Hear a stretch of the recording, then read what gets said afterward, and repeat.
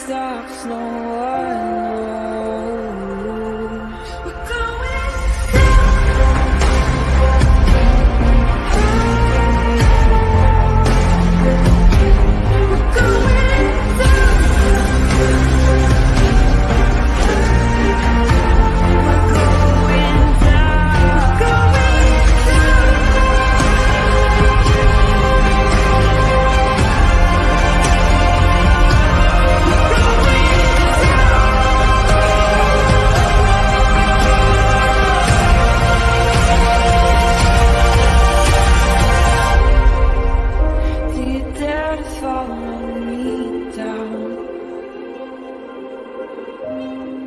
headed into the unknown.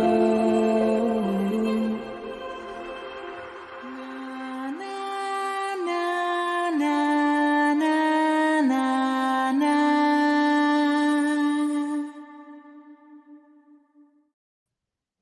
Well, hello, everybody. Happy Wednesday. We were already here earlier today for the Black Swan trial, but now we're back to talk about Delphi. And I just got done listening to R&M's stream on Yellow Jacket being in the courtroom. And I'm going to be honest with you guys, my fucking head hurts. I'm like, I feel very overwhelmed with all the information from today. Like, I feel like it's not sorted out in my brain correctly. And like, I don't like that. Like, I feel unorganized. I don't know if that makes sense to you. So I'm like, I don't even know where to start. So, well, first, the two ladies, Crank and True Grit. Have you even moved? I did. I went grocery shopping, actually. I left my seat, went grocery shopping, came home, ate a sandwich, sat down to finish R&M, and that's it. Yeah, we need to make a timeline. I feel extremely discombobulated by things that have come out and things that have happened. I feel like I need to rewatch everything like 5 times at this point. I just really cannot wait for the freaking transcripts, because I'm like, I don't know. I need some order in my life. Like, I even contemplated, I'm like, I don't even know if I can do this tonight. So back to the two ladies. So obviously we know that court ran over today by a lot. Well, they're both driving home. Neither of them live very close. They're not staying very close. So they're driving home, which is why we scheduled it for later.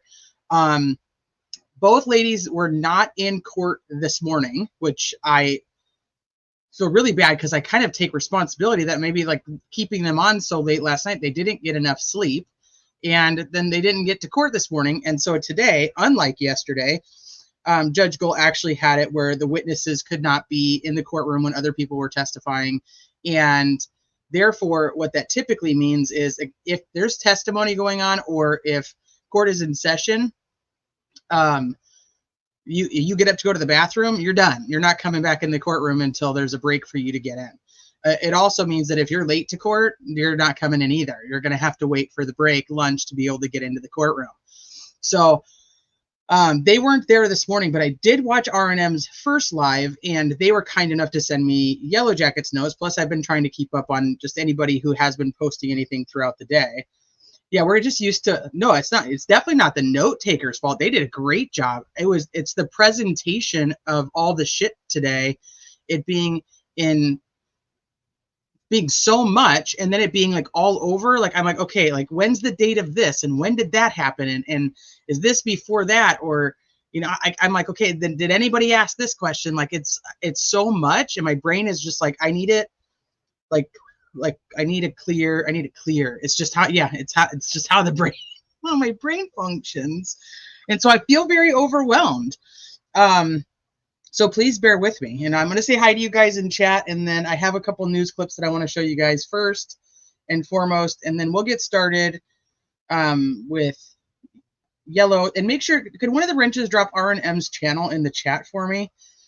Because they did yesterday and today 2 parts, essentially. So they did like one where Yellow was in court and then gave all of her notes over to Angela, and then Angela would go live with them and discuss them. So like the morning was done, and then they do the afternoon one in the, like, right around now.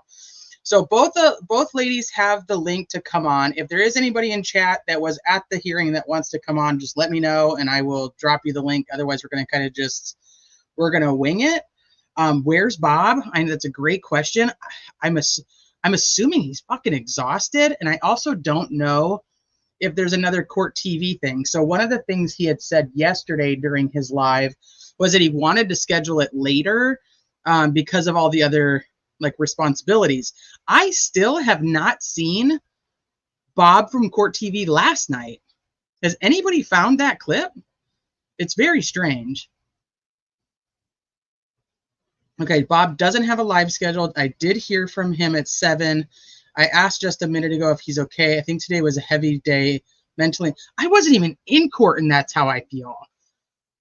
Like I feel like heavy. Like I don't know, especially after a full day yesterday. I mean, imagine the attorneys, all of them, both sides. There's just it's a lot. It is a lot. It's like 3 full days of, and it's not like you're in a flow of, okay, this is like, we're, our information, like we're going through trial, right? Like it's kind of timeline purposed, and it's, sent, like it's smoother, even though it's probably really still very hectic.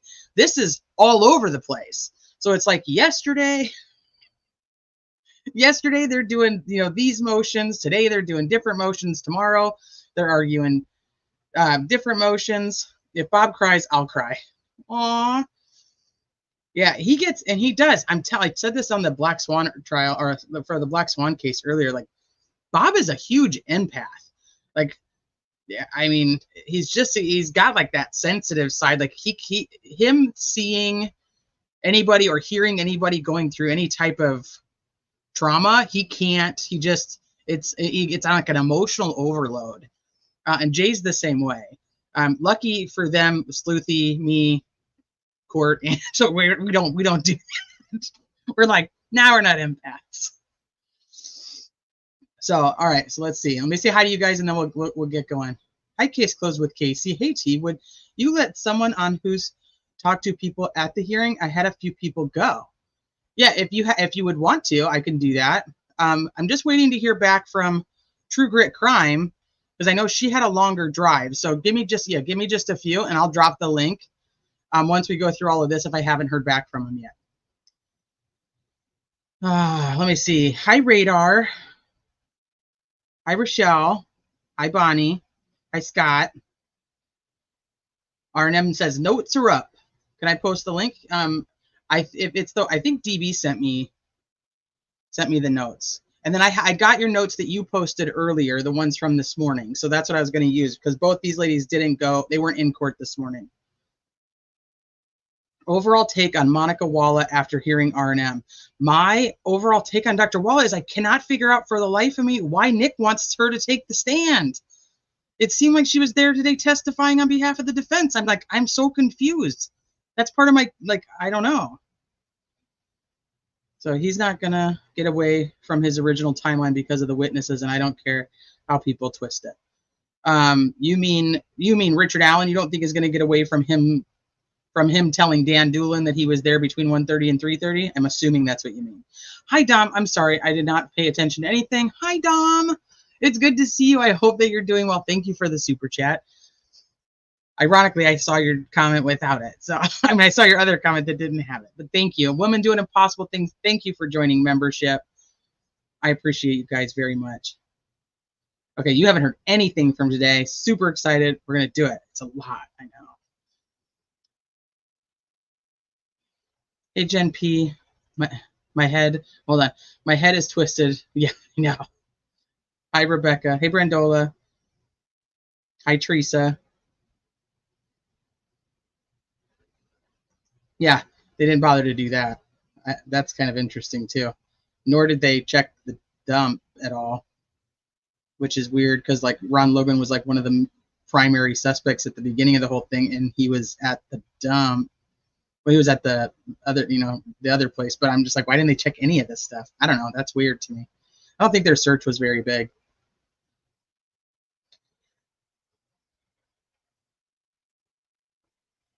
Let me see. Safe hearing should have been after today. I know.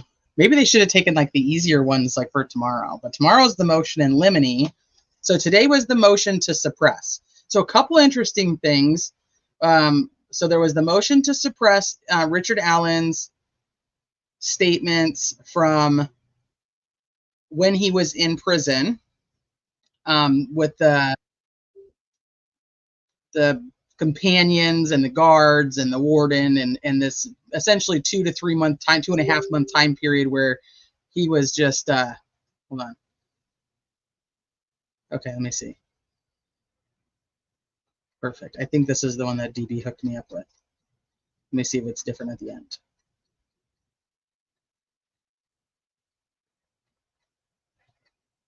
Nope, I think that's the one that DB got me. Thank you. Thank you, R&M. Thank you, Sleuthy. And thank you, DB.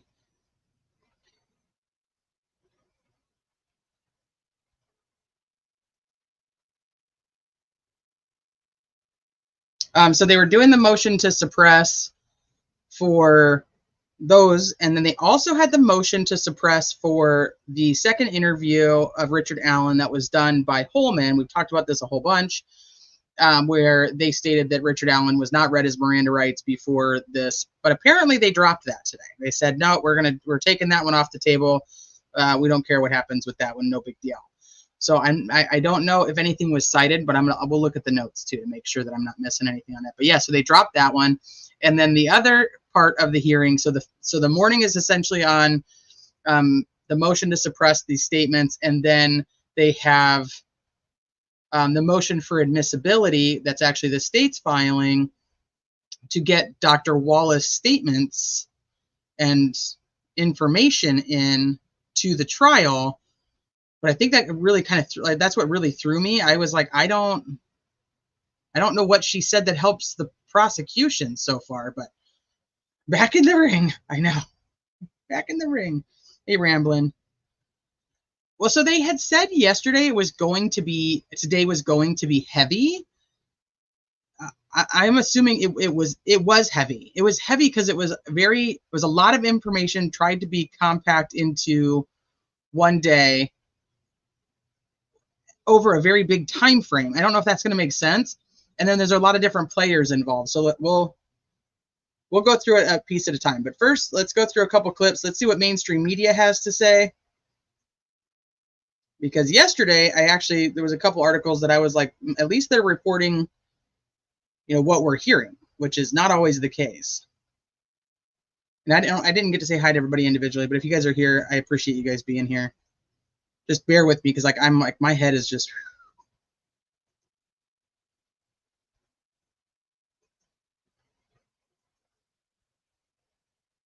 And then I'm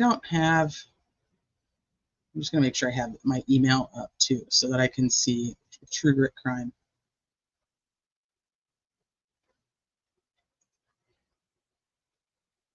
Okay. That's fine. Yellow Jacket does take very good notes.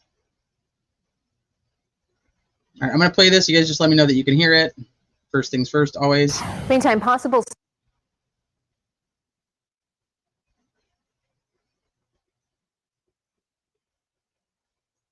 I'm definitely not a Richard Allen fan club, so you're welcome to have your opinion on that, Scott. You know that. I always welcome your opinion, and you're welcome in the chat.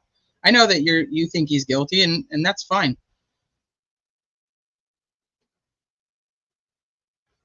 Yep. Okay. All right.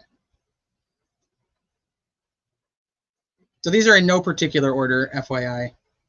Meantime, possible statements made by Delphi double murder suspect Richard Allen were debated in court in Carroll County today. This was day 2 of the latest hearings in the high-profile case. Allen is charged with the murders of Abby Williams and Libby German. The teens were found dead in Delphi in 2017. Today, the defense told the judge they want to keep any possible incriminating statements made by their client out of his fall trial. It's one of multiple motions being considered this week. Fox 59's Russ McQuaid was in court today and has the very latest. Richard Allen has been behind bars for a year and 9 months, all that time under the watchful eyes of guards and other inmates. And it's whatever he may have said to those people that his defense team wants to suppress in his upcoming trial. Every time Richard Allen walks into the Carroll County Courthouse, he is heavily shackled, just as he is anytime he walks out of his prison isolation cell. Allen was on suicide watch pending his trial for the murders of Abby Williams and Libby German near the Monon High Bridge outside of Delphi in February of 2017. During testimony, a top prison official described that 6 months into his incarceration, Allen engaged in, quote, bizarre behavior, such as washing his face in toilet water. Former Westville Correctional Facility Warden John Gallipo said he heard Allen admit he killed the girls and mentioned them by name. The defense wants comments along those lines, including reported confessions to family members stricken from the case, arguing Allen suffered mentally from oppressive prison conditions. Gallipo said Allen was brought under control by an electric stun device one time for refusing to cooperate with handcuffing procedures. A prison investigator testified that Westville investigated complaints that some of Allen's guards were wearing patches on their uniforms aligning them with Odinism, a Nordic pagan belief system that the defense team says should be considered as an alternative theory in the murders. This afternoon, we're hearing from a prison psychologist who talked to Richard Allen while he was incarcerated at Westville. In downtown Delphi, Russ McQuaid, Fox 59 News. So Russ McQuaid, he's always so fancy. He's definitely got the reporter voice down, like the Russ McQuaid. All right, let me grab the next one.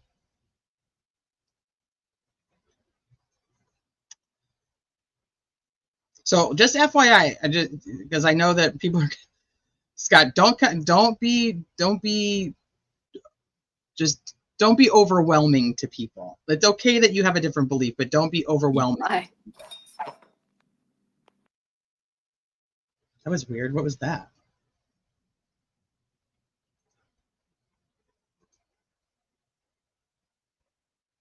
I don't know. There was like some weird thing talking in the background.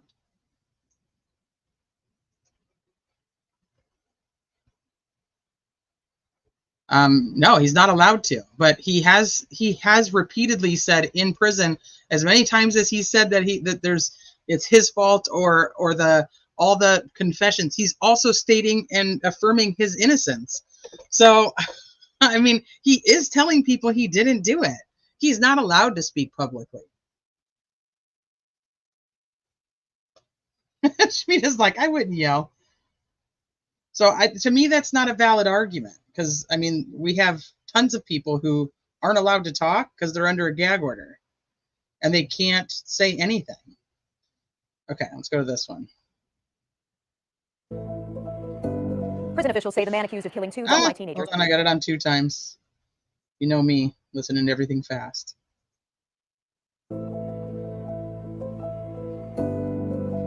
Prison officials say the man accused of killing 2 Delphi teenagers confessed to the murders several times. That testimony highlights another important day of hearings in this Delphi case. The hearing continues right now, may in fact even continue into the evening. Yeah, our senior investigative reporter Bob Siegel has been in court, but he stepped out to share some more on the incriminating statements that we're learning about today.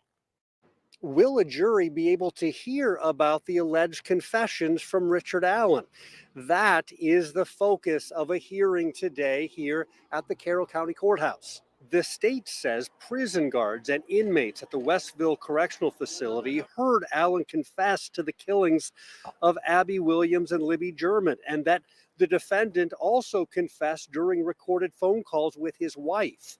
In court testimony today, the former warden at the Westville Correctional Facility said that Richard Allen confessed directly to him that he committed the murders while the warden was checking on him as he was walking around Allen's cell block. An investigator at the prison said today during testimony that her staff logged 2 other confessions from Richard Allen. But a prison psychologist who met regularly with Allen testified that Richard Allen's mental health was extremely poor, critical, and deteriorating, and that he suffered from stress-induced psychosis around the time that Allen made his confessions. She said there was no doubt he had serious mental illness around that time. So the defense team says Allen's confessions were coerced. They are asking the judge to suppress the statements, meaning a jury would not hear them during his murder trial. The judge has not yet decided whether to admit the confessions or not, but that decision will be incredibly important for both sides. Richard Allen listened closely during all of today's testimony, at one point turning around and telling his wife and mother, "I love you guys." He'll be back in court again tomorrow for one more day of hearings. This time, it is the prosecutor asking the judge for the ability to keep information out of the jury's hands. Specifically, they want to suppress any statements by the defense team that points to an alternate theory that someone else committed the murders. We will be here tomorrow for those hearings as well, and we'll have updates for you throughout the day. In Delphi, Bob Siegel, 13 News. Bob? This hearing, of course, I guess I'll play the rest. all part of the search to find justice for the two girls, Abby Williams and Libby German. Their bodies were discovered in Delphi back. Somebody block this Virgo away person who likes to come in and troll, who can't even use their actual name or identity to be an asshole. So just block them. I can't stand that shit. You got something to say, show your fucking face or shut up. In February of 2017. And a reminder, you can find all of our previous coverage of the Delphi Murders case. Just scan that QR code you see on your screen here. It'll take you to our webpage with full coverage of the investigation and trial. Thanks, Miku. All right. Oh my gosh, that's like, that one brings back memories right there. It's like freaking Chris Watts' mom. Oh my gosh. All right, I think I had one more. All right, one more, and then we'll get to the notes. Let me make sure this one's not on 2x speed. It's normal. Attorneys for the man accused of killing Delphi teens Abby Williams and Libby German are still in court right now in Carroll County. It is day 2 of 3 days of hearings in the case against Richard Allen. Today, his attorneys want to make sure the jury never hears certain statements. WRTV's Caitlin Kendall has been in court all day there in Delphi and stepped out right now to give us an update. Caitlin. Yeah, Nicole, it's still in the heat of debate today in front of Special Judge Fran Gull. The defense attorneys wanting, we now know, 61 admissions of guilt made by Allen inside the jail to be thrown out. They're saying that he made those at various times and to various people. We also have learned a bit today from witnesses who took to the stand from inside the Westville Correctional Facility about the type of cell he's been in, solitary confinement, placed on suicide watch. But a majority of our day has been learning more about Richard Allen's mental status while inside of the Westville Correctional Facility. On the stand right now, his clinical psychologist is discussing a number of things about Allen and his mental status, saying that Richard Allen has eaten his own feces while inside of the Westville Correctional Facility, washed his face in the toilet. They also have said that he has slipped into moments of psychotic behavior. So all of these things are being broken down by his clinical psychologist while being questioned by the defense. But at the latter half of the defense's questioning, they also start questioning her integrity in terms of who she is as a clinical psychologist and kind of her intentionality in some of her statements being made, saying that this clinical psychologist allegedly posted to social media while also treating Richard Allen for his mental health. So they're questioning some of her intent into terms of who she is as a clinical psychologist and wondering why she had invested interest in this case, why she was making comments on social media regarding this case while also treating Richard Allen for his mental health status. All of that has been happening right now. That clinical psychologist is now being cross-examined by the state right now. So, of course, we're going to go back inside to see what's happening there. Our Rachel Wilkerson is still inside, making sure we don't miss anything so we can bring you the very latest both on air and online. Of course, lots of argument to be heard and lots of information for the judge to take into consideration on whether this defense's motion is going to be awarded or not. Nicole? Yeah, she just didn't hold back. She's like, I got 1 minute and 30 seconds to tell you everything I know. And I'm just going to say it, and that's how it's going to be. I was like, I mean, she just put it all right out there. Okay, hold on. I think I had one more. Oh, this was an article that somebody had sent me. So let's take a look at this really quick. So this is by Joseph Paul. It's where Richard Allen's confessions out of desperation or deception, Delphi attorneys debate. So the prosecutors and defense attorneys didn't dispute Wednesday that double homicide suspect Richard Allen confessed to the crimes many times to many different people. But there was a disagreement on the second day of a 3-day hearing that will set the stage for Allen's jury trial over whether the confessions were genuine or made out of desperation amid the conditions at the Westville Correctional Facility. Allen was being held at Westville before being moved to the Wabash Correctional Facility ahead of his October trial.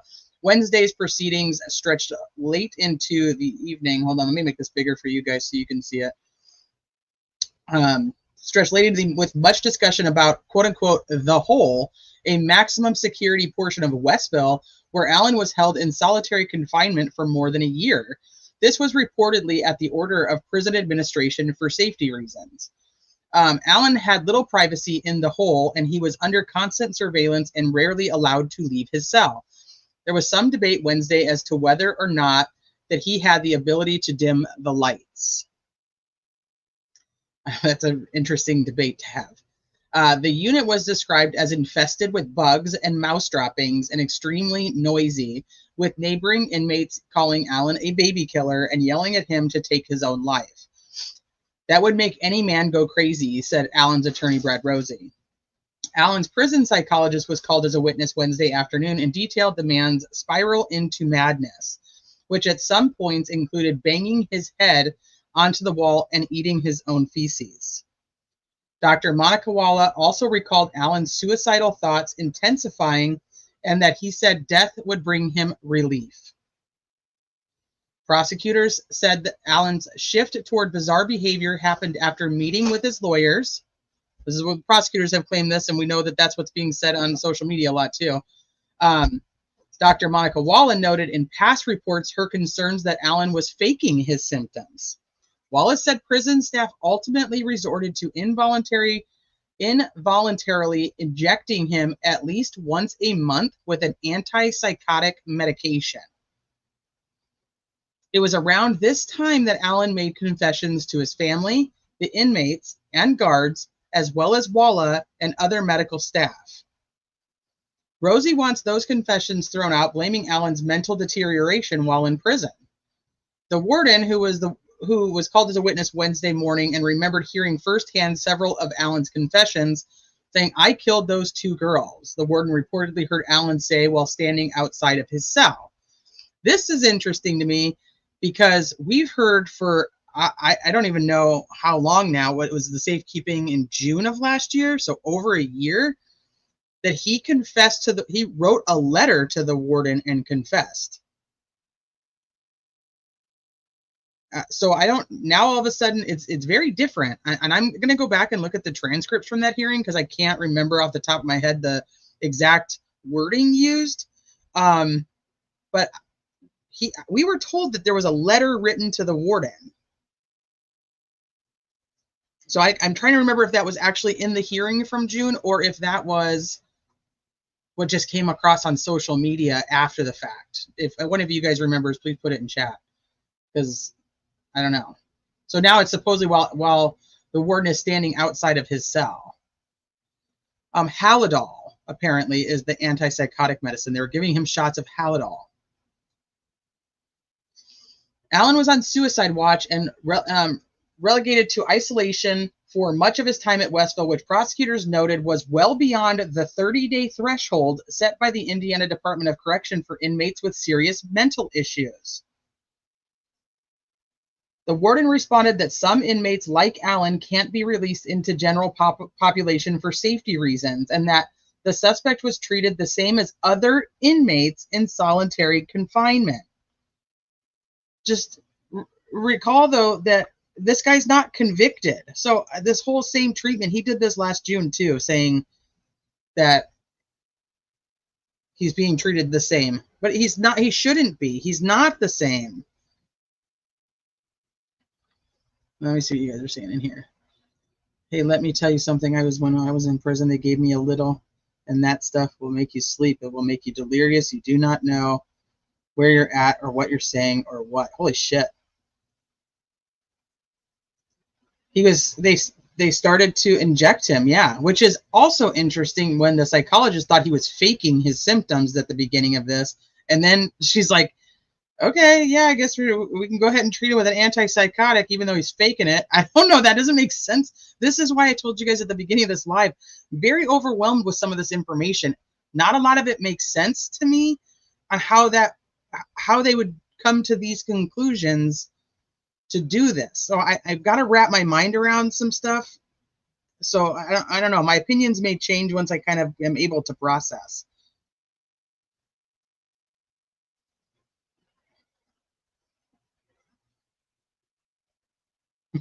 Travis.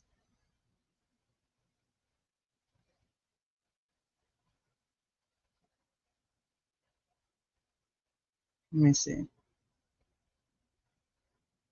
So they're only allowed to keep them in this hole for 30 days, and yet they continuously kept him there.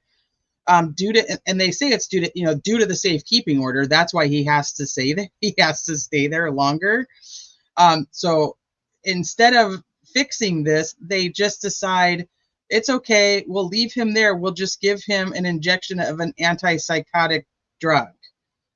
Like, holy like, man's not convicted. And I get it. I know people think he's guilty. I get that.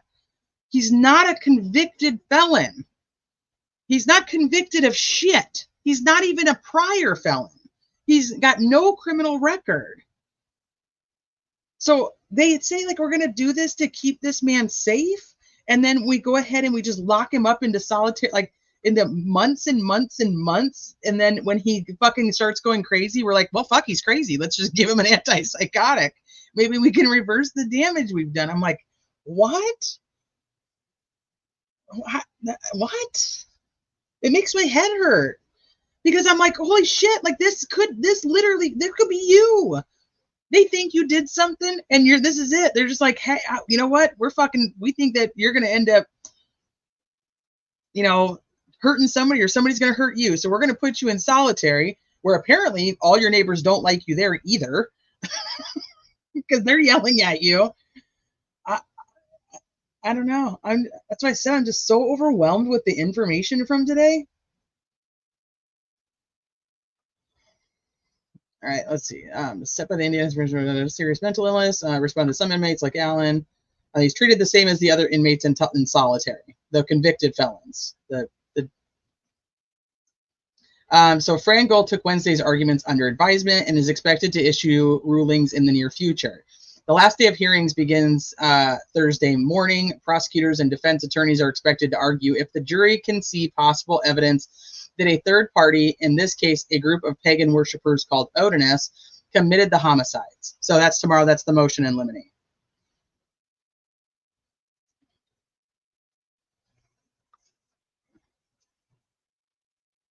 Oh yeah, he was acting weird. I think is that not the one that said like that he was acting weird, or was that a different statement? Yeah, they wanted a confession. they got him. It's just like, what do you do with all that now? All right, so let's pull up. It does, Thomas. I agree with you. And this is why I say, like, I'm fine that people think he's guilty. I think Brian Kohberger's guilty. If this was happening to Brian Kohberger, who there's no fence really for me. I'm way over the fence into that guy did it. If this was happening, I would still feel the exact same way. And that's why I know this isn't about the guilt innocence part of this. This is legit about like how I feel about our Constitution and our constitutional rights as American citizens. And this is fucking gross. And then it's also very scary to know how many people are okay with this treatment that vote in our country. That's fucking scary to think about.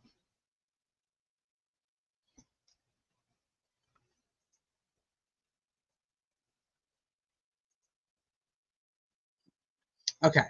So they were nice enough to type up all these notes. I believe they have dropped them in the chat too. And if not, I know that Sleuthy's got a wrench. She can drop one that's actually accessible to all of you guys. So if you end up having to bounce, or it does become too much for you, or we are on too long or whatnot, or you just want to follow along, whatever the reason, they are sharing them. They put them on Twitter, which I'm so thankful for.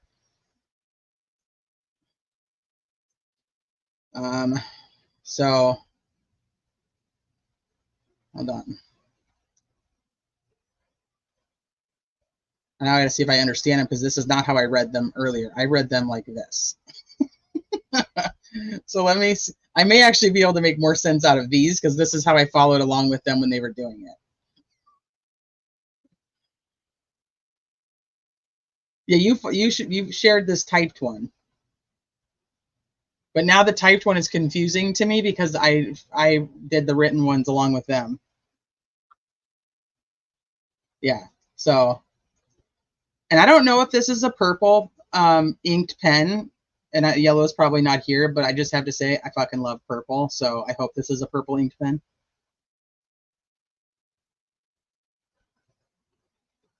Nancy Grace is trying to clap back at you on Twitter. This is like the 5th run-in I've had with her. I do listen to her show every night, though. It's a guilty pleasure. Lucy's been blocked by Nancy Grace. You guys are all going to get blocked by Nancy Grace. Well, one of Nancy's last podcasts on Delphi, she was still talking about the damn cat hair from the buried cat in the backyard. Somebody will put the link in, Untamable. We'll get you over there. Not even blocked. She's answering you back. Does she run her own Twitter?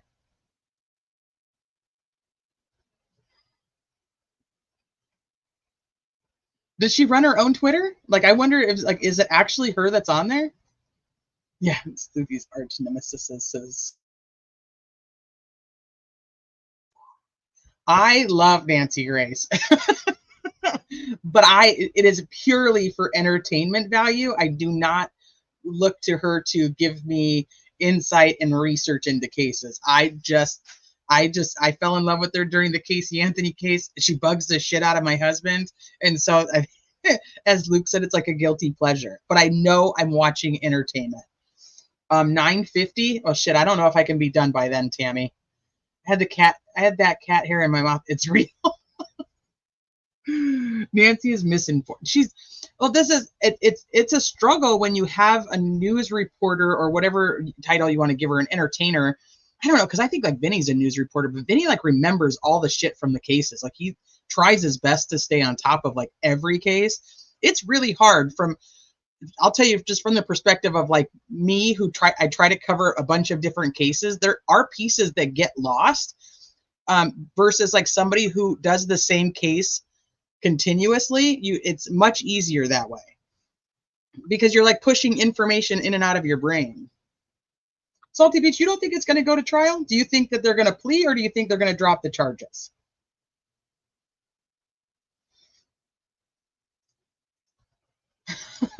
You know what? That is a very fair point, DB. I will take it.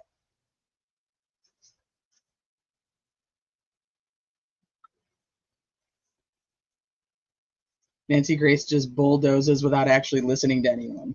That's true too. Hi, Candace. Good to see you. I used to like Nancy, but now she just gets me all irritated with her. Well, you have to watch it for what it is. I think you have to put that in your mind. Like, you're not listening to it for a valuable info. You know what I mean? You have to. She's just an entertainer. It's like watching like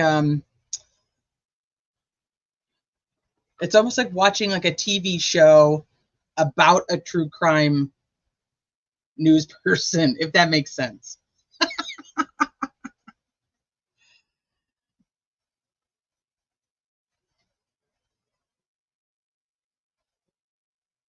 Who did? There's a creepy porn lawyer? I think I might need to find that person on Twitter.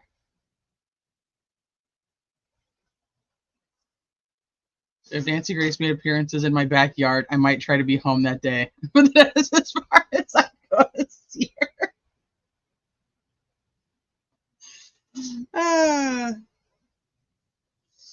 I'm telling you, Scott, you're welcome here, but do not troll. They will time you out or they will block you. I don't do trolling, and I'm telling you, my head hurts. I already took 2 Advil, and I'm not going to deal with it tonight. So please just chill.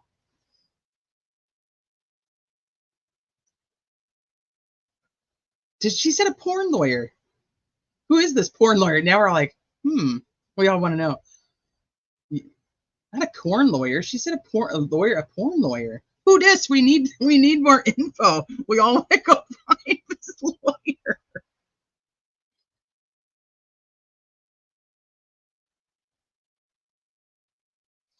Well, I hope that's not true, Scott, because that means that that Nick McClelland is lying when he says he has turned over Discovery and everything that they have. He can't hold back, otherwise he's going to be in trouble. Let me see. Oh, Stormy Daniels' attorney. Okay, that makes more sense.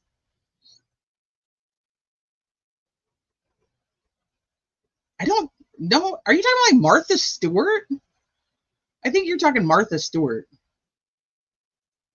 You didn't give me a headache. You're so even keeled, and you have like a porn voice. So no, you're good.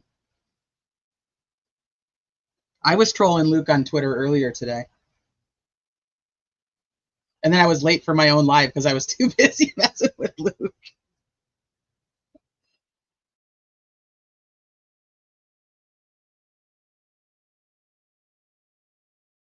I was kind of hoping it was like a hot lawyer who like maybe did porn and played a lawyer, but apparently it's just a lawyer for porn stars. That kind of sucks. You know, he's like probably short and bald.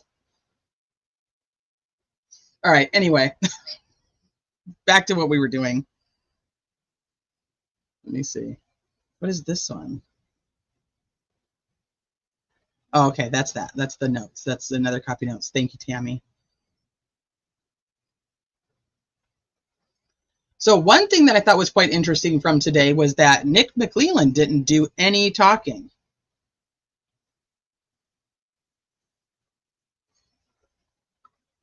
He didn't talk at all. I was like, huh, he didn't argue any of these motions. He must be prepping for tomorrow. I'm wondering if he's going to argue tomorrow's motions. If he doesn't, that's going to be really interesting to me.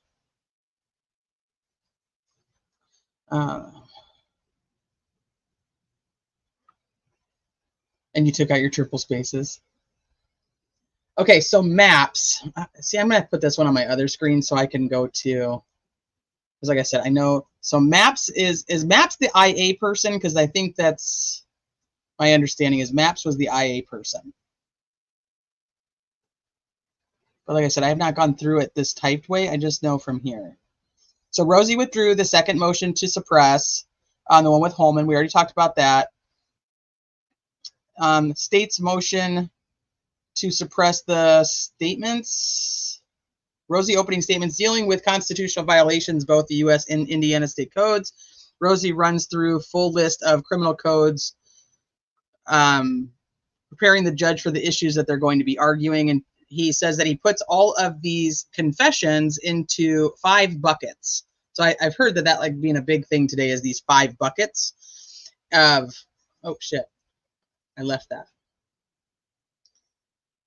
So 1 is the confessions to the family, 2 is the other inmate companions, 3 is the guards, 4 was to the warden and the chaplain, and then it says in writing. So now I'm assuming that the in writing is to this chaplain, which isn't going to, they're not going to be able to do much with that, I don't think.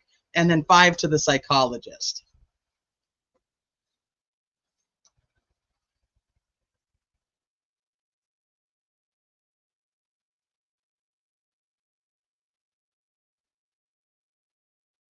I'm just checking on you guys real quick, make sure everything's okay. Yeah, he's gonna have to chill because I'm not gonna be able to get through an entire day that quick. So, but I want to hear what he has to say.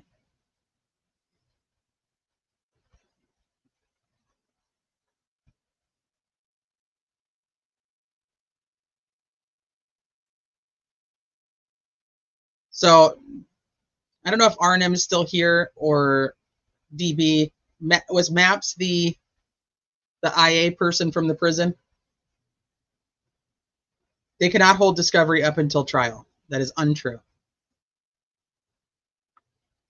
Not to mention, he said in court this week that he has given them everything that he has. Who you want up here? DB, you want to come up? I'll send you a link. You'll be able to decipher more of this than I will probably. That's only if you're not busy.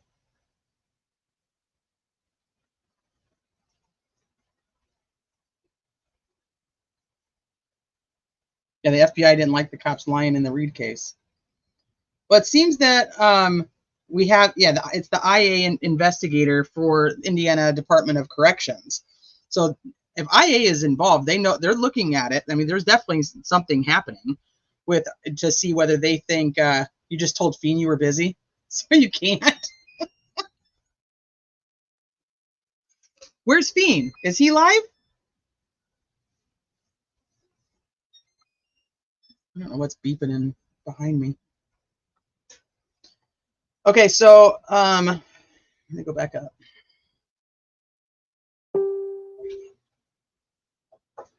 I don't even know if Fiend's still here. Oh, Fiend's right here. Fiend can come too.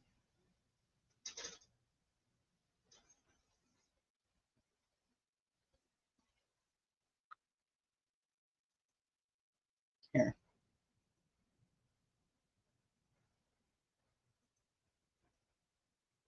I don't know, like I said, the girls are probably just done for the day. I kept them on so late last night. Okay, well, there's the link. I'm only letting you guys up here, so none of you lurking trolls don't be trying to hit that link. Hi, Carla.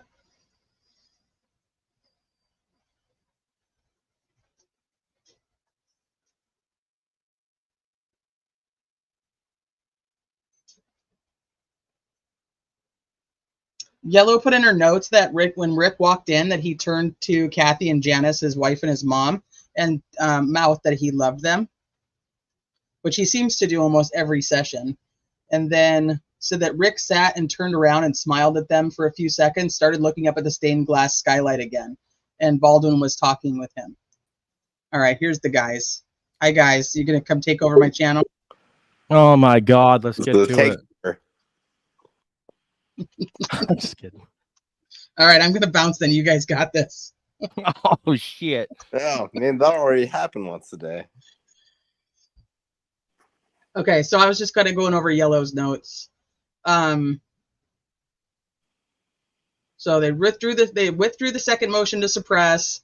Rosie starts with opening statements. He says that there's the 5 buckets. Diener acknowledges that they plan to object based mostly on the statements to Walla.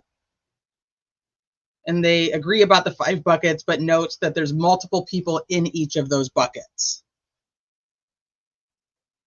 Yeah, that seems right. Okay. The early info I heard was that it was 5 people rather than 5 buckets, but the 5 buckets is, I think, much more accurate. So he's saying that there's 5 different ways that they want to attack the admissibility of this statement and break it down. And in each bucket, there are multiple people sometimes. Sometimes it's just one person in a bucket, but they're breaking everything down into 5 distinct categories. One of those categories, or I'm sorry, the Stacey Diener, the prosecutor on the case, did say, well, how's come none of the family, or the mom or the wife wasn't in any of these buckets, and saying that I they think weren't acting as a state ultimately actor. the prosecution did say, like verbatim, that they agree with these categories. Yeah, but they would add. Yeah. Well, we'll say that there's multiple people in each bucket. Oh yeah, and there's definitely multiple people in each bucket. That's what they're saying, Fiend. Oh, I know. And it's just everybody agreeing, and then the prosecution said, "Hey, we agree that there actually are these 5 buckets." Oh, okay. Yeah, so that she says, so Diener says the nursing staff, doctors, etc. would be in one bucket. Rosie says the chaplain is off limits because of the reference to a letter written to him, but Rosie could never locate this letter or never find it, and it was never obtained. It was never turned over. Where's it at? Yeah, so he's saying that would be something where this one particular letter is the key piece of evidence, but it just disappeared. That would be weird, right? Yeah, well, so it makes sense now, because remember the warden said something about a letter. I knew that. So then Rosie says he's giving Goal a thumb drive of all the statements, and that there's a lot to dig through to ID, quote unquote, what each statement was. There was a handheld camcorder used on him anytime he moved, anywhere he went. So hours and hours of footage to go through, and some of it audio recording, some of it is written. If the court grants, even in part, a second hearing may be warranted.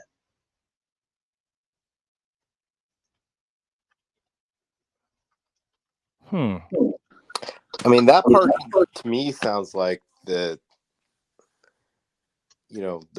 prosecution still hasn't clearly handed over what they're talking about. They know that there's 61 statements, but They just turn They over. haven't said this yet, though, right? Like nobody's testified. And I'm sorry, chat. I'm not on that screen, so I'm not seeing you guys. I'll get back. I'll check chat. I can read them out loud to you while you talk if you want. M's, Scott Daly. Whoa, this is some evidence you got there. Rachel D. He is separating it. No, not good. DB. This isn't my channel. This isn't my channel. Oh, okay. Well, so who actually? Where does the first person come out that says there's 61 confessions? Well, I think they had to add them up first. You know, there's a whole pile of them. Maybe someone had 30, someone had 15, another person had 15, and they threw another one on top. So it probably came from, you know, a number of different sources, and then they just added them up over time. And maybe they got to 60 and they said, that's a little bit too even of a number. I think if we do 61, maybe one more, it won't be so obvious, you know, that we're kind of inflating what we got going on here. I actually completely agree with that. Oh, Fiend agreed with me. Excellent. We're getting off to a great start. Do you guys agree with each other? It's the first time for everything. Yeah, right. True Grit Crime is here in the chat. Oh, she is tired. She said, I got her email. She was like, dude, this is a ridiculously long day. So she has the link. If she has any energy to pop up, she knows she's welcome all the time. So Diener says there's a lack of clarity and asked the court to consider the law that is stated in their filings, aka all the statements to state actors, but no mention of the family. And they want them all suppressed, but the family would not be considered a state actor. She also continues and says that they talk of law and custodial interrogations, but once again, it's not a state actor. Well, this is now that Walla testifies later on. I'm interested because if the confessions actually come from the cell phone from Walla, which we haven't got to you because she hasn't testified, but I think she's a state actor. Yeah, the issue is whether or not she was acting on behalf of the state to elicit communication to the wife or the mother, knowing that it was going to be incriminating. And did she properly explain the issues or the exceptions for her confidentiality with the patient before she did this, or anywhere around the time that she did this, or was it in the beginning? Did he waive his rights to confidentiality? Did he understand, you know, that he was going to eventually, this was going to come out? Who knows? Yeah, Walla dialed the numbers for him, meaning that he was so who doesn't qualify as a state actor? His family. Yeah, his family, Fiend.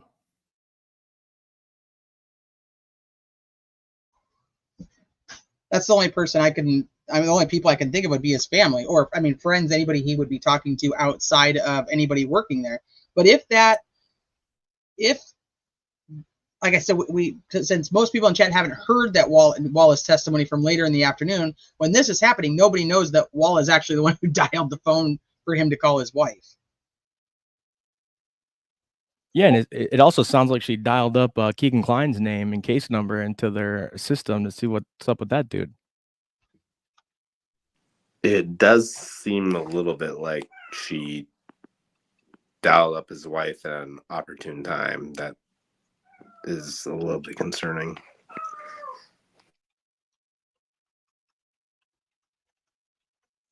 So had it not been for Dr. Walla, would this call have happened? No, he didn't have his tablet. He did not have access to a cell phone or a cordless phone or a corded phone, whatever she was looking for. And he was Mirandized earlier when he was arrested, and he invoked his right to remain silent. And if a state actor approached him, they should have done so through his attorneys. And that's why Judge Gall and people took issue with the sheriff possibly visiting him in prison, as he had already invoked his right to counsel, and all contact should have went through his counsel. They shouldn't have been doing any of this on the side. I don't think think so. when you put it that way, that's definitely not the right way to do it. Okay, so let's keep going then. Their motion fails before the first argument. Question becomes, is anyone a state actor if we claim they are acting on behalf of the state? They yes, if they are not just because we claim it, but they have to be acting on behalf of the state. If there's a conversation, even with like Kathy Allen, and it's like, hey, we want you to talk to your husband and see what he's going to tell you if he'll confess to you, then she becomes a state actor. So if it's just a regular conversation, if that was something that was realistic and actually happened, then yeah, right. Maybe, but I do think there's probably more to come on whether or not his statement to his wife is admissible, even under spousal privilege. So is she going to testify to it? I think the state is attempting to get around that by saying that they have a recording of it, or a doctor, a psychologist told them that this is what he said over the phone to her. And a spouse cannot be compelled to testify against their spouse, but a conversation can be admissible if it's overheard and not hearsay, which she's a single party listening to what he said over the phone. It's just a complicated issue, and that's why usually you want to go through the counsel. And it's just strange that this is going to take a while for us to really understand, and that's probably what hopefully more emotions are going to be for. Okay, so then it says, jumping to an involuntariness of statements before laying any legal foundation. Mr. Allen's situation in custody is not unique. The court set the standards in place, implying it wasn't an abusive or coercive environment. This court didn't set any of that. This court just went along with it. So I think there's a difference there too. They have an affidavit from Don Stevens, the director of operations from the DOC, providing a 5-year history of quote unquote safekeepers. They had 36 pretrial detainees in safekeeping. I don't know a time frame on that though. Is that like ever? There's 5 years, but was that all facilities? Is that like, are they all at the same time? Like I don't know I don't understand that. Are they in the same place? Fiend, didn't you look that up? Saving? Aren't you the saving guy? I don't think that's saving related. I think I don't think so. Purposely like obfuscated. Like there's no way to tell what they're talking about there and reference what they're talking about. I think that's purposeful. Yeah, so if there's 36 from all facilities across Indiana, and he is one of them, it is relevant.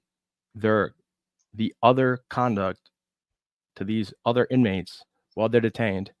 And what was the reason they're detained in a prison in comparison to a jail? What were the reasonings for safekeeping for them?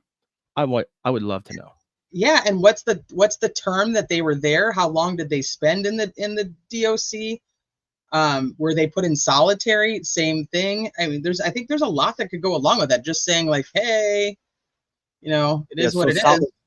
I mean, I'm kind of in the camp that I think the Judge Gull will just go along with the vacate the safekeeping order. Like, it seems a lot of work to keep fighting against that, especially at this point, because like everything they were looking for, they've already got it. Like, are you going to get more confessions? Like, I think they're going to move them to just regular jail. Maybe as soon as tomorrow. And I see him there. I see Scott's comment here about who's the real killer. Much better behaved in the past couple days. Hold on, let me find the comment for Fiend. Yeah, this is okay. So Scott asks, somebody tell me who the real killer is. So it's not that somebody in this equation has to be the killer. It's, can you prove this case beyond a reasonable doubt? Is this person getting their rights taken away? Do they have a right to a fair trial? Some people just think that in this particular circumstance, there are constitutional issues, and the criminal cases against Richard Allen doesn't have to mean that we have to prove that somebody else did it.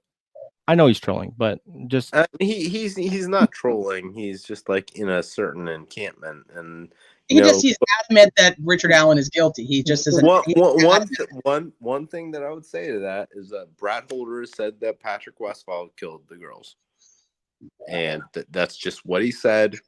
And I don't think that we should discount him as being a credible person in his statement as far as saying that, and that's what he said.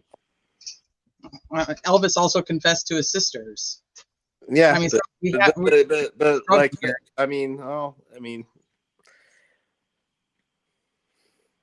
could be involved as well. I just think it's a little bit of a fallacy that people fall into with this case a lot. They say, well, do you think Brad Holder did it? No. I'm just saying the case against Richard Allen is, I don't think that his constitutional rights have been preserved. Oh, I don't either. So, and I think this is a very different topic than the trial itself.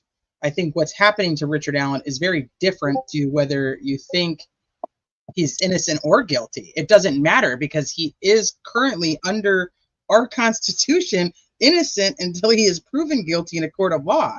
So just because somebody on the internet thinks that he's guilty doesn't mean that this is all okay. Right. And then this is the first time that the state of Indiana has ever had somebody in this position being held like this in the Department of Correction for like their housing beforehand. Oh, I thought they said that today, where they said he's the first guy. A number of other people also in this situation. Yeah, he's the first guy to be held like this because we had the state statute passed in, I think it was like 2018 or 2019, I want to say, where they said that if you had like a level 5 felony offense or above, that they could essentially house you at the Indiana Department of Corrections and hold you there until you go to trial. He just happens to be the first person that they have ever used this option on in any of the 92 counties. Okay, so when they cite that, they're referencing previous, prior to legislation. Yeah. Okay. And then to answer DB's question, when they're talking about the people that are, as far as the safekeeping order, again, today it was pointed out that Richard Allen, this is a one-of-a-kind issue. They've not dealt with anything like this prior. Everybody that they've had prior, as far as inmates go for safekeeping, they're already convicted and sentenced to the Indiana Department of Correction. So the reason, like when they sent him there on the safekeeping order, even though he has mental health issues, they are steadily holding him in that particular facility because of the mental health issues and the safekeeping order. So it's either they honor and send him to a facility that has the mandated needs for mental health care, or they go by the safekeeping order and they hold him where they were holding him at Westfield. And according to Dr. Walla, when she was talking today, she said that they did have some sort of like administrative meeting, like I was talking about last night, that they're required to have if somebody is in segregation past 30 days. And the way she put it today was that nobody was planning for Richard to ever get moved from there. Like, because of that safekeeping order, they were stay steady, like determined to keep him in Westfield, period, and did not want to move him at all. I mean, I will chime in here and just say that, like, the only thing that the saving people that I've contacted like many times, when they finally came off of any information, it wasn't actually like new information, but all they would say is like, here's what I can tell you, it's a safekeeping order. Right. And so they did talk about his mental health today, and he did have some issues with severe depression. And they said that at some point while he was in that segregated cell that he had like pretty much kind of like a psychotic break. And so they were giving him shots of Halidol and Prozac. They gave him the shots a couple of times, but they don't want to make that like a constant, consistent thing or whatever. So I thought that was interesting. Is a single shot of Prozac like? No, like No, they give him the pill Prozac, but they were giving him the Halidol. So like if they were But having what's his issues with him, regular regiment? Like, is he supposed to be on the Prozac regular every? regiment, they said he was on Prozac, and that when he was having these bouts of mental health issues and they felt like they needed to subdue him, they decided that they were going to pump him up with shots of Halidol. They talked about him being walked around on a leash, like through the prison today. Like they called it a security leash.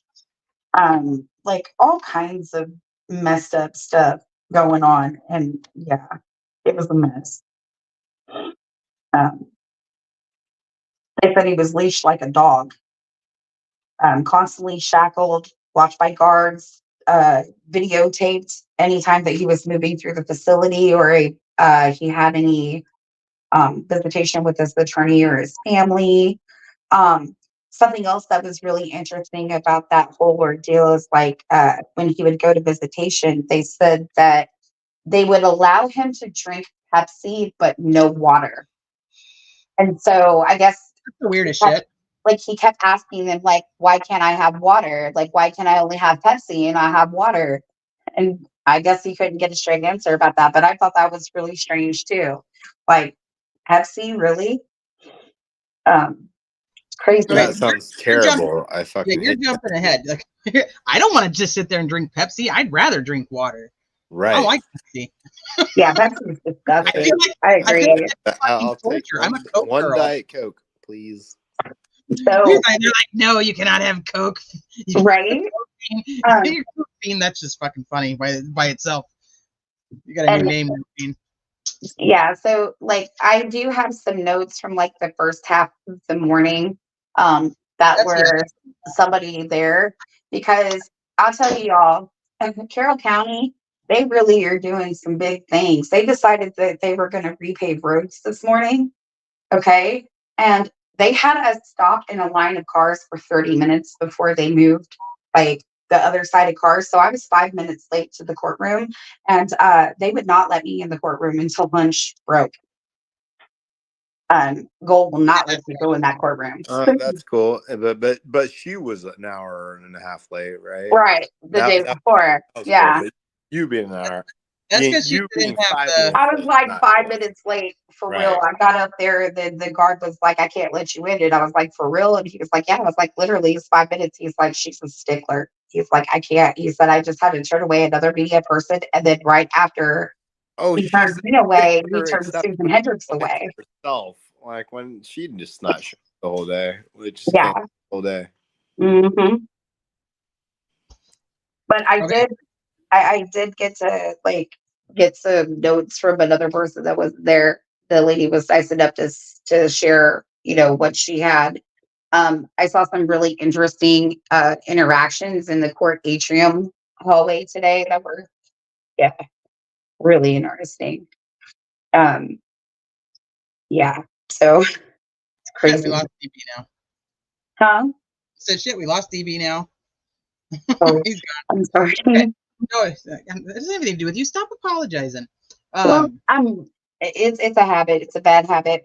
But I did write, like my little ordeals. So I wrote in my notebook, I said, I was late and unable to enter the courtroom until lunch. I've heard that there was testimony being heard in regards to last year's June hearings in regards to confessions with the warden. So, a couple people that did kind of like pop out. Like, I don't understand how some people can like pop out of there and they can go smoke or go use the bathroom and then they're able to like roam back in there.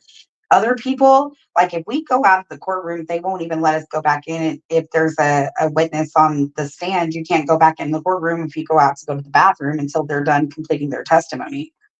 But this person was able to get outside and go smoke. And they were telling me about they said it was like regurgitated testimony. So whatever like the warden had testified to like last June, they were talking about that was being regurgitated. They were talking about, you know, umbrella statements from like regarding Kathy Allen and Janice, Richard's mom. And they said that I guess Dr. Walla does not like fall under any of like this umbrella thing. Like she's separate because it's due in part to HIPAA is why she's separate. So that was interesting. They were sending out the jury questionnaires today.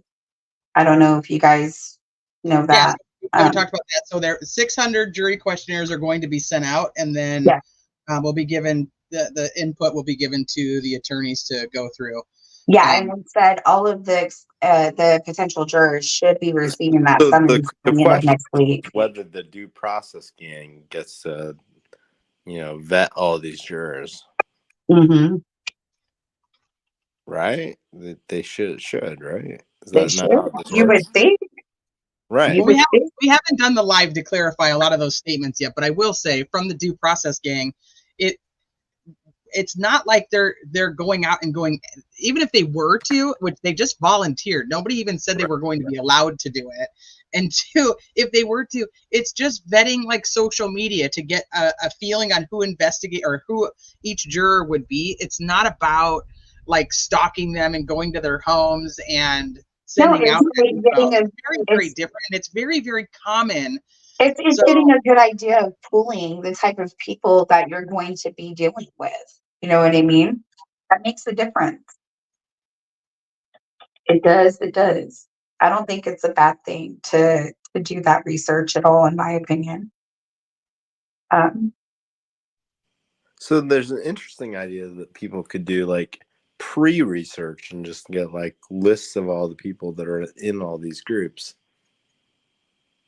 And then it doesn't matter who's selected. You can just provide these lists. That doesn't involve looking at these people at all. Whoever selected, right. You just So the whole morning is essentially just them arguing whether this motion to suppress is even valid. Yeah, they don't even start on anything. That's not even for the motion to suppress the actual hearing on it. That's just them arguing that it shouldn't even happen. Well, the notes that the lady let me get from her, because she was there, they were talking about some documents that had been prepared on the flash drive. And some of it was like on flash drive, some of it was on paper. And then like, I guess Goal had said she wants to do 100 jurors, that like she would like to question 100 potential jurors a day. So 50 in the morning, 50 at night, until the jury pool has been filled. Motion to suppress. They said that there were incriminating statements made by Richard Allen. He reportedly confessed to family members. There were statements made by other inmates that were the buddy inmates, you know, and they were actually doing that through the Plus program. So what I found like so absolutely insane is not only are they like the buddy inmates that are like taking the notes and like telling, you know, what's going on with him, but they're being paid to do that. So like if they're in the Plus program, they're getting like, and I know it doesn't seem like a crazy thing, but like they're getting $1 a day to be in that Plus program. Okay, like you work in the kitchen. Nobody said that before. Nobody told us that these companions it's actually a job for them. Like, yes, it's a job. We found out this afternoon. We found out this afternoon when they were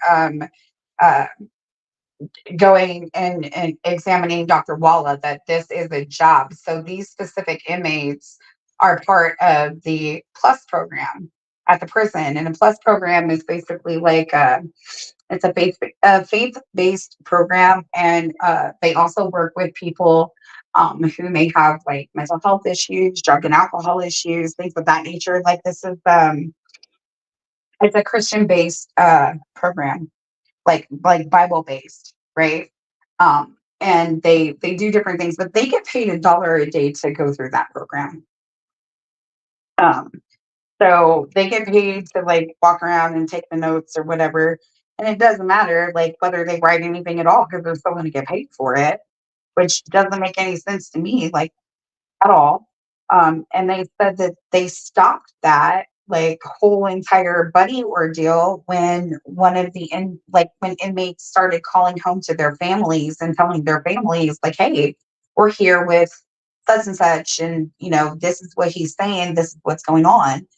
And Dr. Walla had said this afternoon on the stand, they knew that it was something to kind of take a look at immediately because somebody had called home to a family member and the family member made a YouTube video and posted it on YouTube. So, Okay, say that again really quick. Say that slower. okay, so the health inmates, the ones that are like with Richard Allen that are taking the notes, right? They like one of those inmates called home to a family member and told the family member, "Hey, yo, I'm like a helpmate with Richard Allen, and this is like he's confessed, and this is what he said, and this is what he did," right?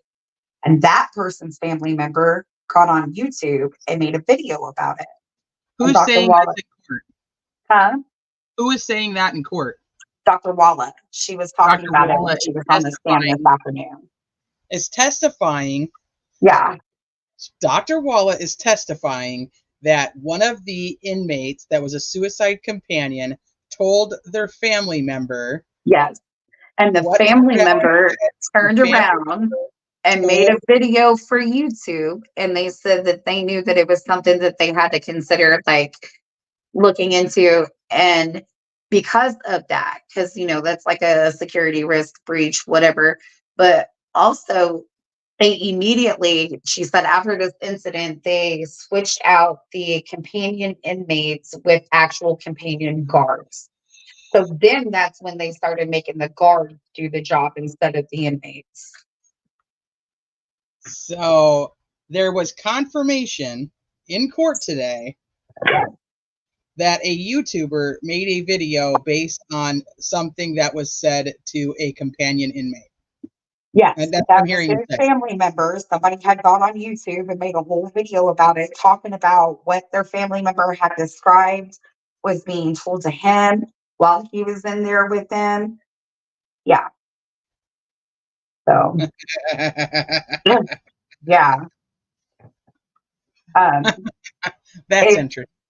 Okay, Oh so my I know you're talking about Wallace, so I just want to kind of cover. So when the warden was on the stand, he said that he heard 3 to 5 statements through the cell door. We kind of touched on that, where he says things along the lines of, "I killed those girls, Abby and Libby." That, and it sums up the contents that he's quote unquote heard about. Yes, but another thing that I thought was interesting is when they're talking about like these interactions where he's confessing, it's not even like a face-to-face interaction, right? Like these people are standing at the cell door and there's like this little itty-bitty crack and they're just talking through the door. Like, I don't understand like how, no, like, you know what I mean? Like anybody, you would want to look at a person's face and like their mannerisms and things, in my opinion, like if they're saying something like that, so that you get like that full Monty of understanding. But no, this was like through a door, through a little crack in the door. Yeah, and he says he heard about 3 to 5 of them. Yeah. It should be on video because his cell is being videotaped. There should be no reason for this to be on video. They said that there is video, but there is no audio. They had the video, but no audio to that. And then also what I found terribly horrible, honestly, is they had another officer testify like later this afternoon. And that guy, his name is Brian Hirschman, and he's an ISP detective. And he's in charge like solely of collecting like all of Alan's phone calls, like the recorded phone calls, and monitoring the recorded phone calls, as well as like any messaging that he may do on that like chirp tablet. And he said that like he's darn near like up on the full like all through all the calls. He said like with the exception of maybe like a couple here and there, he said he's up to date on all of it. And there's like over 600 calls. And what I found interesting is they were talking about the fact that they immediately like started doing that. And Rossi had asked him like, hey, like, have you ever done that before with any like previous cases and stuff? And he was like, well, I mean, here and there, like, but not really. Like, so like this was the first case that they went out of their way to like reach out to the phone company that manages the calls for the Department of Corrections and those tablet messages, right?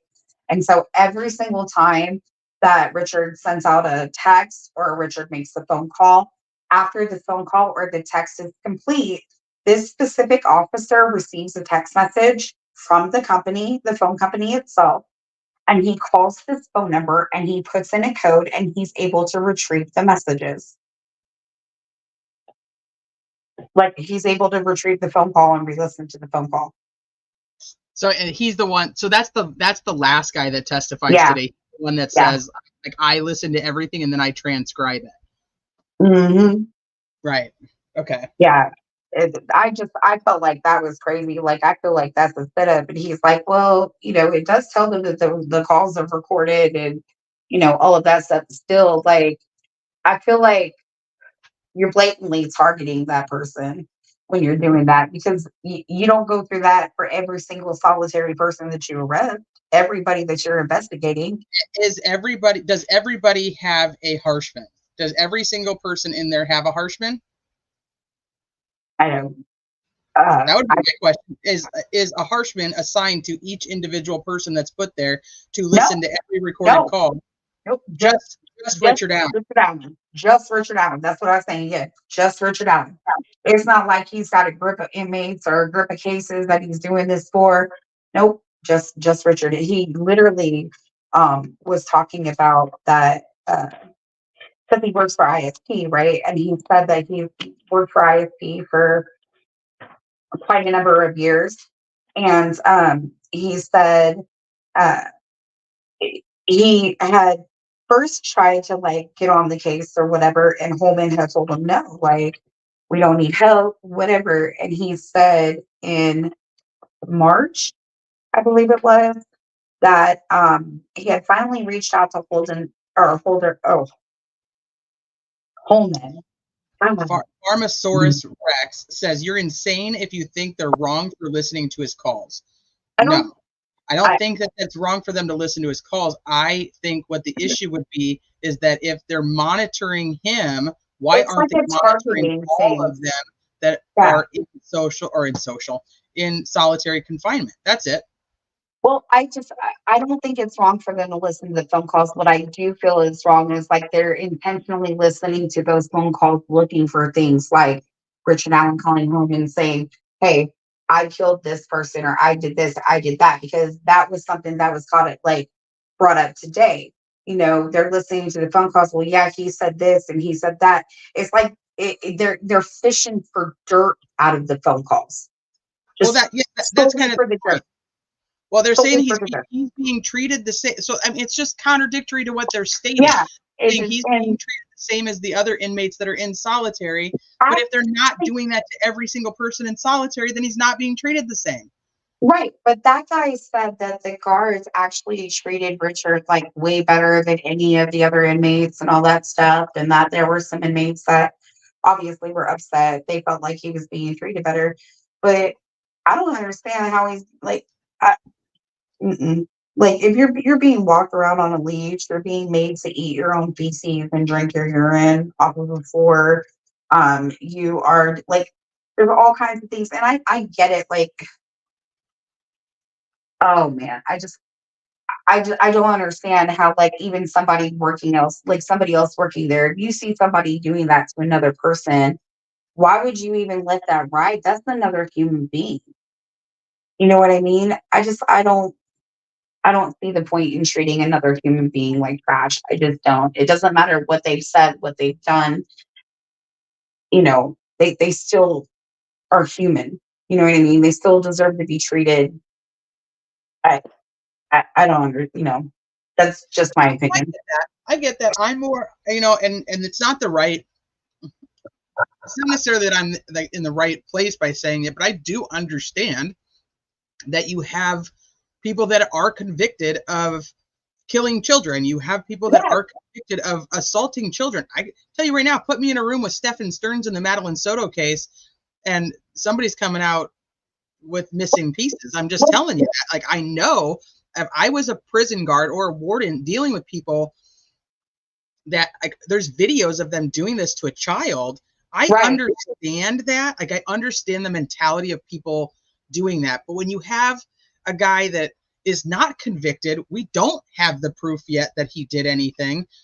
That to me is just so much different.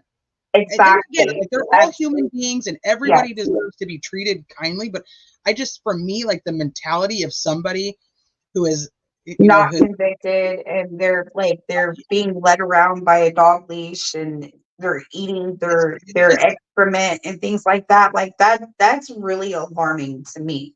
Right. I have no words for that, honestly.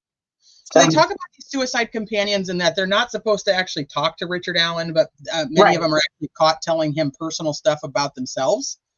And then you brought up the fact that the suicide companions call, and then we have that whole other issue. So they end up getting taken off, and the guards end up having to take over. So no more suicide companions. No, the suicide companions are now the actual Department of Correction guards instead of the companion inmates. That was the change that was implemented. So they switched it to the guards instead of the inmates.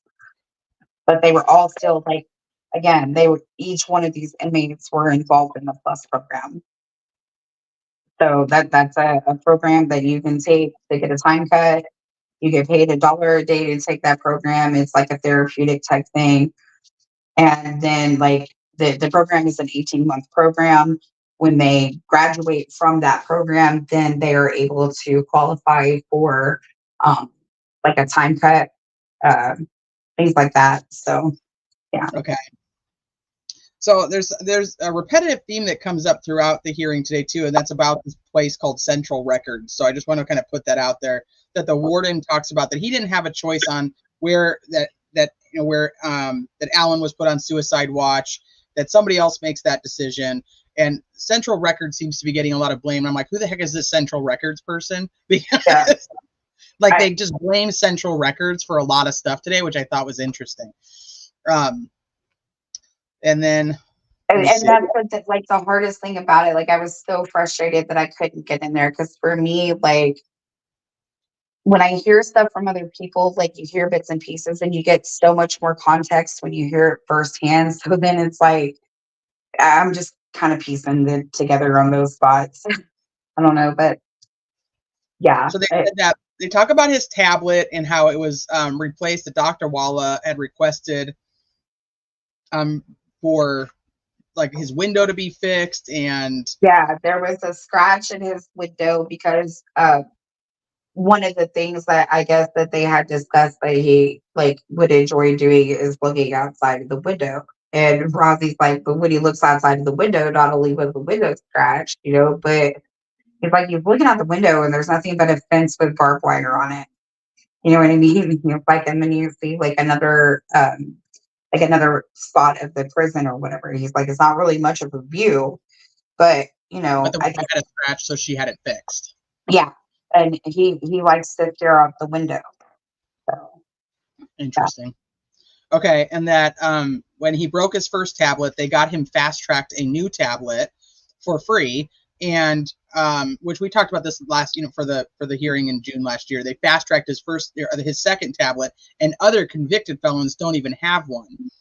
Right. That's an issue for me, because I think they purposely wanted him to have one because they want to monitor. They want to monitor the communications. That's what I took from it. And right. so they were talking about when they did replace that tablet. It wasn't like a right away thing. They said it took maybe 2 months, but that he received the tablet replacement the day before he was moved from Westfield.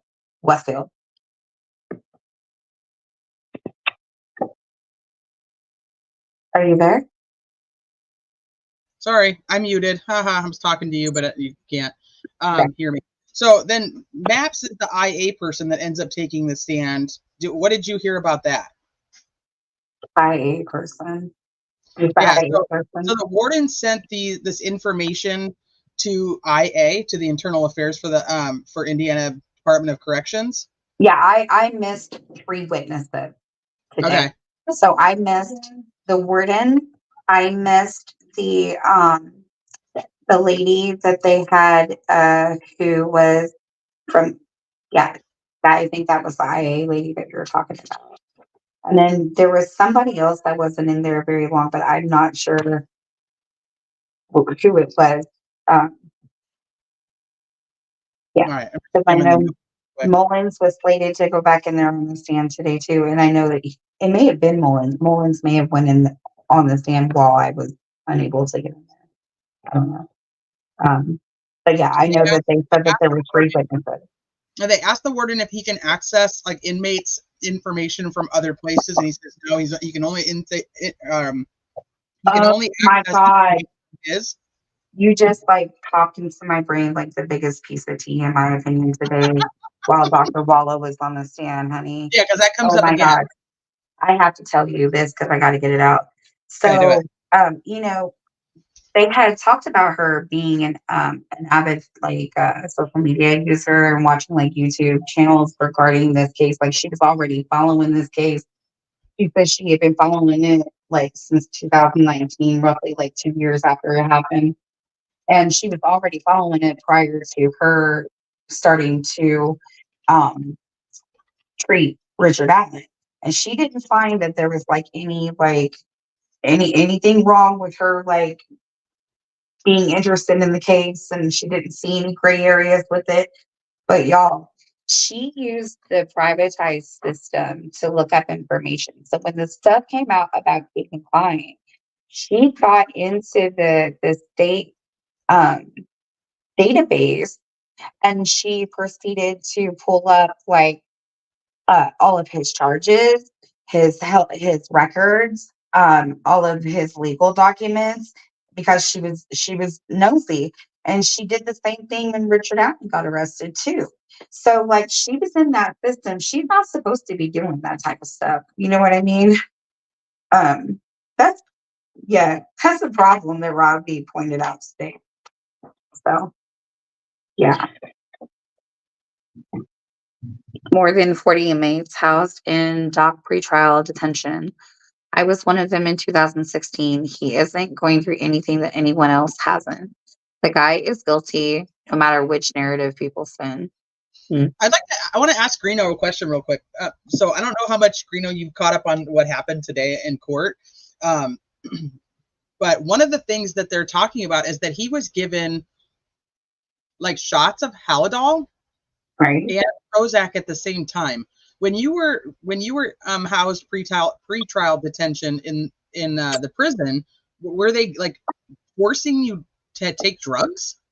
Did they force that upon you by any chance? I'm just wondering if that's like a common thing that they're just like okay with doing.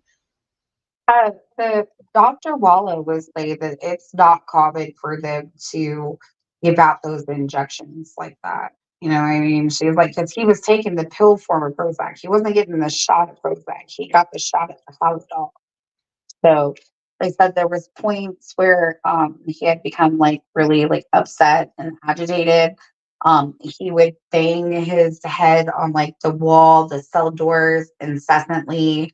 Like basically the way that they described it, he was basically kicking his own ass. And so he wasn't sleeping. They said like he was clearly having some episodes. So they gave him the Halidol so that they could try to like subdue him and calm him down and get him back to where he needed to be, like mentally or whatever. But this is kind of what I was talking about earlier. Like, does it make sense if Dr. Walla thinks that he is feigning his psychosis at the beginning of this, why anybody thinks that it's okay to just start pumping him full of antipsychotics? I have no idea. I mean, they said that was because he was like off the rails going crazy, and that's the only reason why they used that pretty much. But what they described was that they had him on the oral Prozac, that he would take that in the morning. At some point, they went back and adjusted the dosage, and so they started giving him the Prozac at night, an extra Prozac pill at night because he had problems sleeping. And then when he jacked out and was hitting his head against like the walls and stuff like that, that's when they gave him the shot of Haldol. They said that there was one other time that they had to give him a shot. He had been like in the recreation area, and when they came to get him, he was like, "I'm not going. Like, I don't want to go back to that cell."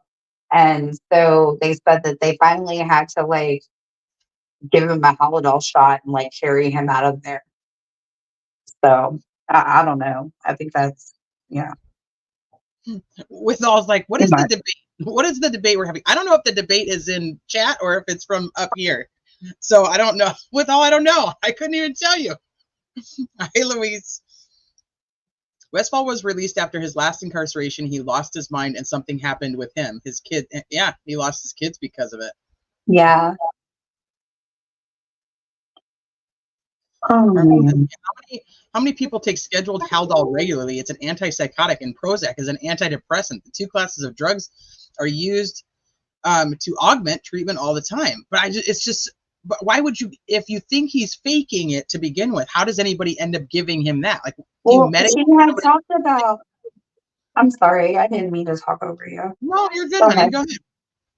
She had talked about, okay, so they talked about that he had that previous history with the mental illness as far as like the deep depression and stuff.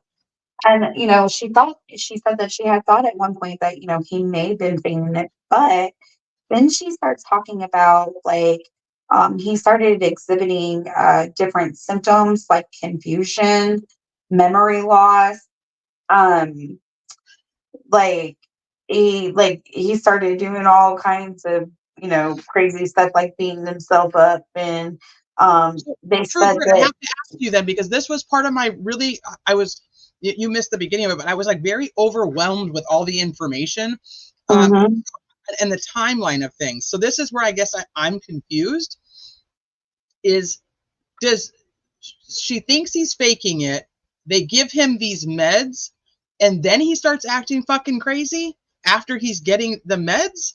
Or No, I think they okay. So where he thinks he's actually telling the truth to where he's actually taking meds. Does that make sense? Like, that's where I'm like, I can't make sense of it. Okay, so the way that I took it is that he was already dealing with mental health like outside before he was arrested and detained. So when he got in, they were able to retain those medical records and see that he did have a history of depression, like the severe depression and stuff. So they gave him to deal with the depression. They went ahead and they prescribed him Prozac. And then so they said that the Prozac kind of worked for a second, but when it didn't start being as effective as it first was, right? Because he was having problems like not going to sleep. He was having problems with like confusion, memory loss, blah, blah, blah. They give him this medication. It starts to work. He starts to do sleep. He's starting to eat. He's starting to like do recreation. He's working out like physically in his cell, things of that nature, right? And then at some point he starts, exhibiting these uh,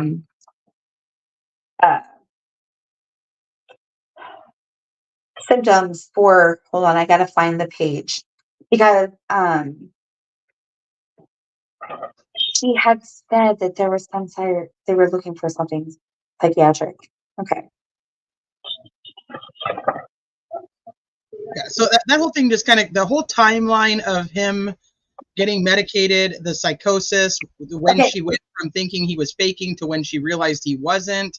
Like, that whole thing is very confusing. I think that it like went really kind of like quickly or whatever because they said that this behavior, like at first everybody kind of got like this sense that like once he had received like discovery and talked to his attorneys is when he started doing all that crazy stuff like eating documents and feces and stuff like that, right? But it was interesting because they pointed out in court today that he had already been exhibiting those same like type of behaviors like within a couple weeks before he ever even talked to his attorneys about it or saw the discovery. So they were concerned that there was something deeper than just the anxiety and the depression that had been going on. So he was so the whole thing about I guess then the narrative that was kind of put out was that he saw his attorneys, they gave him discovery, he went crazy, started eating his and everything else. Eating the food, he started beating himself up, all of that stuff, and then they had to start giving him, this shots or whatever.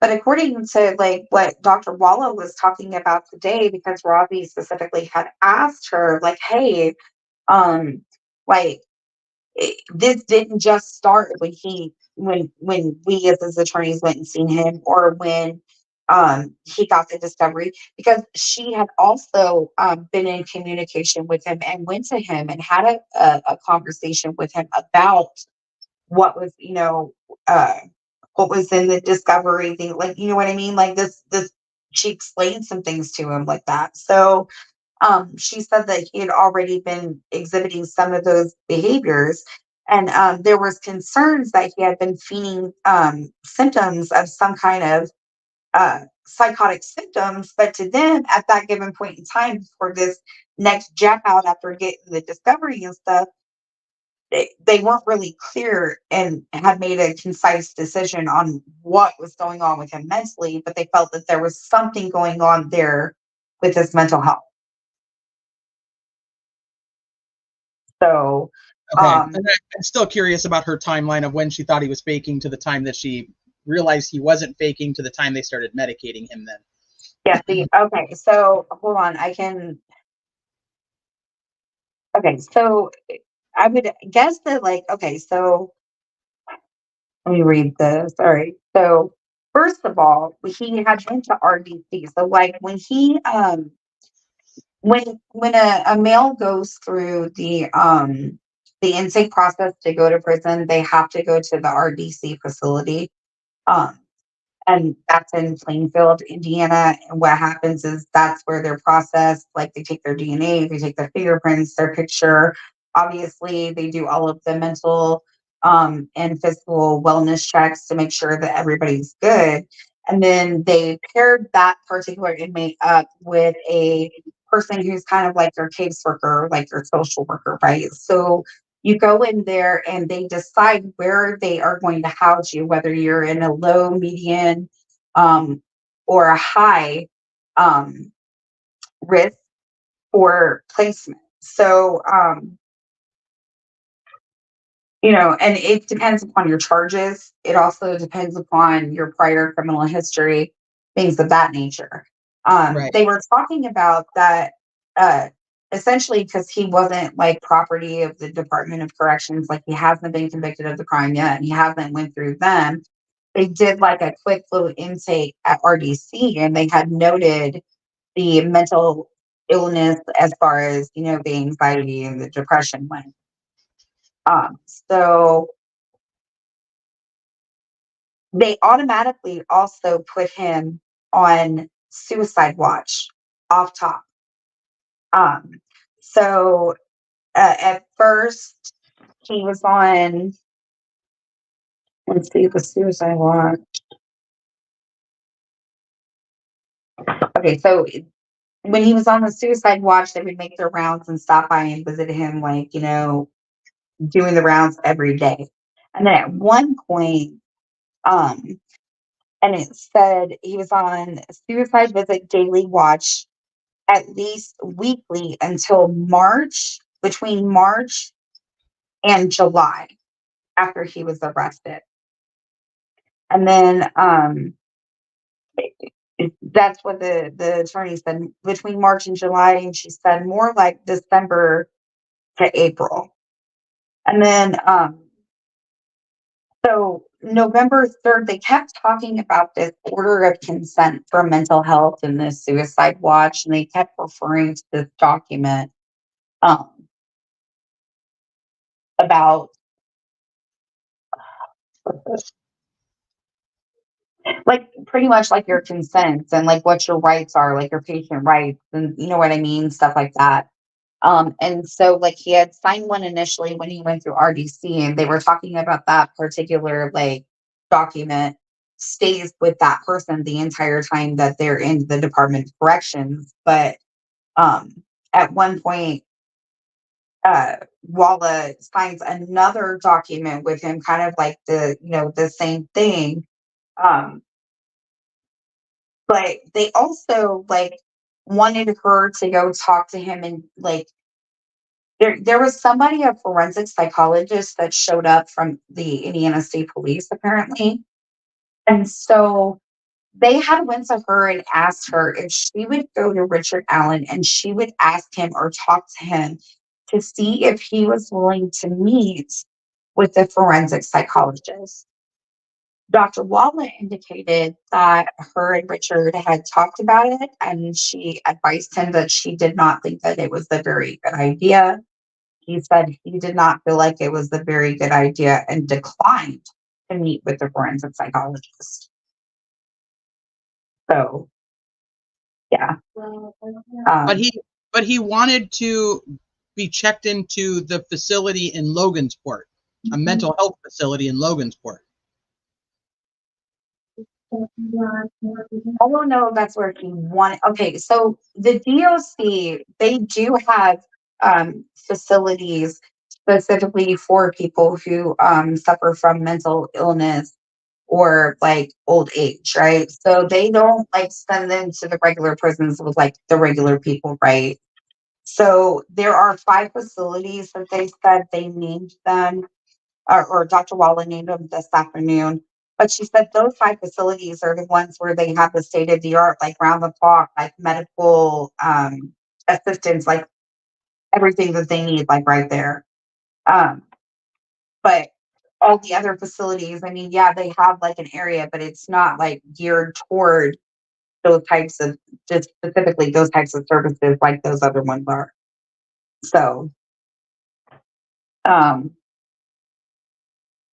so yeah, they said the suicide companions were not supposed to engage with RA, and they asked him like they asked him what kind of man that she felt like maybe he was like outside, right? Like how was he as a person outside? And she's like, I saw that he had a wife and a daughter, and he worked at CBS, and she said he was mostly in managerial positions. He was financially responsible. He owned his own home.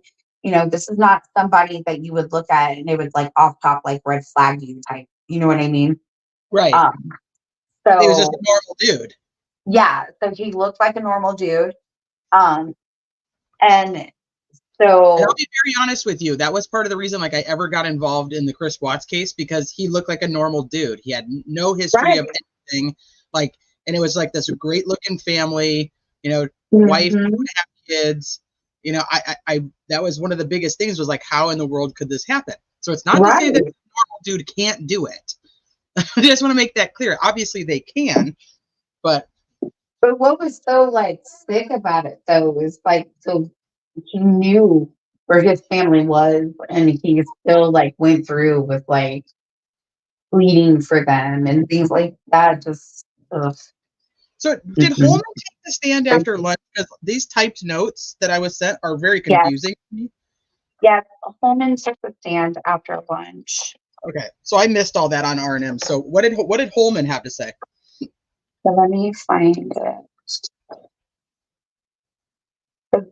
Even though I only got in there after lunch, I still grabbed like the crap ton of notes. But they were talking about like the size of Richard's cell and all kinds of stuff.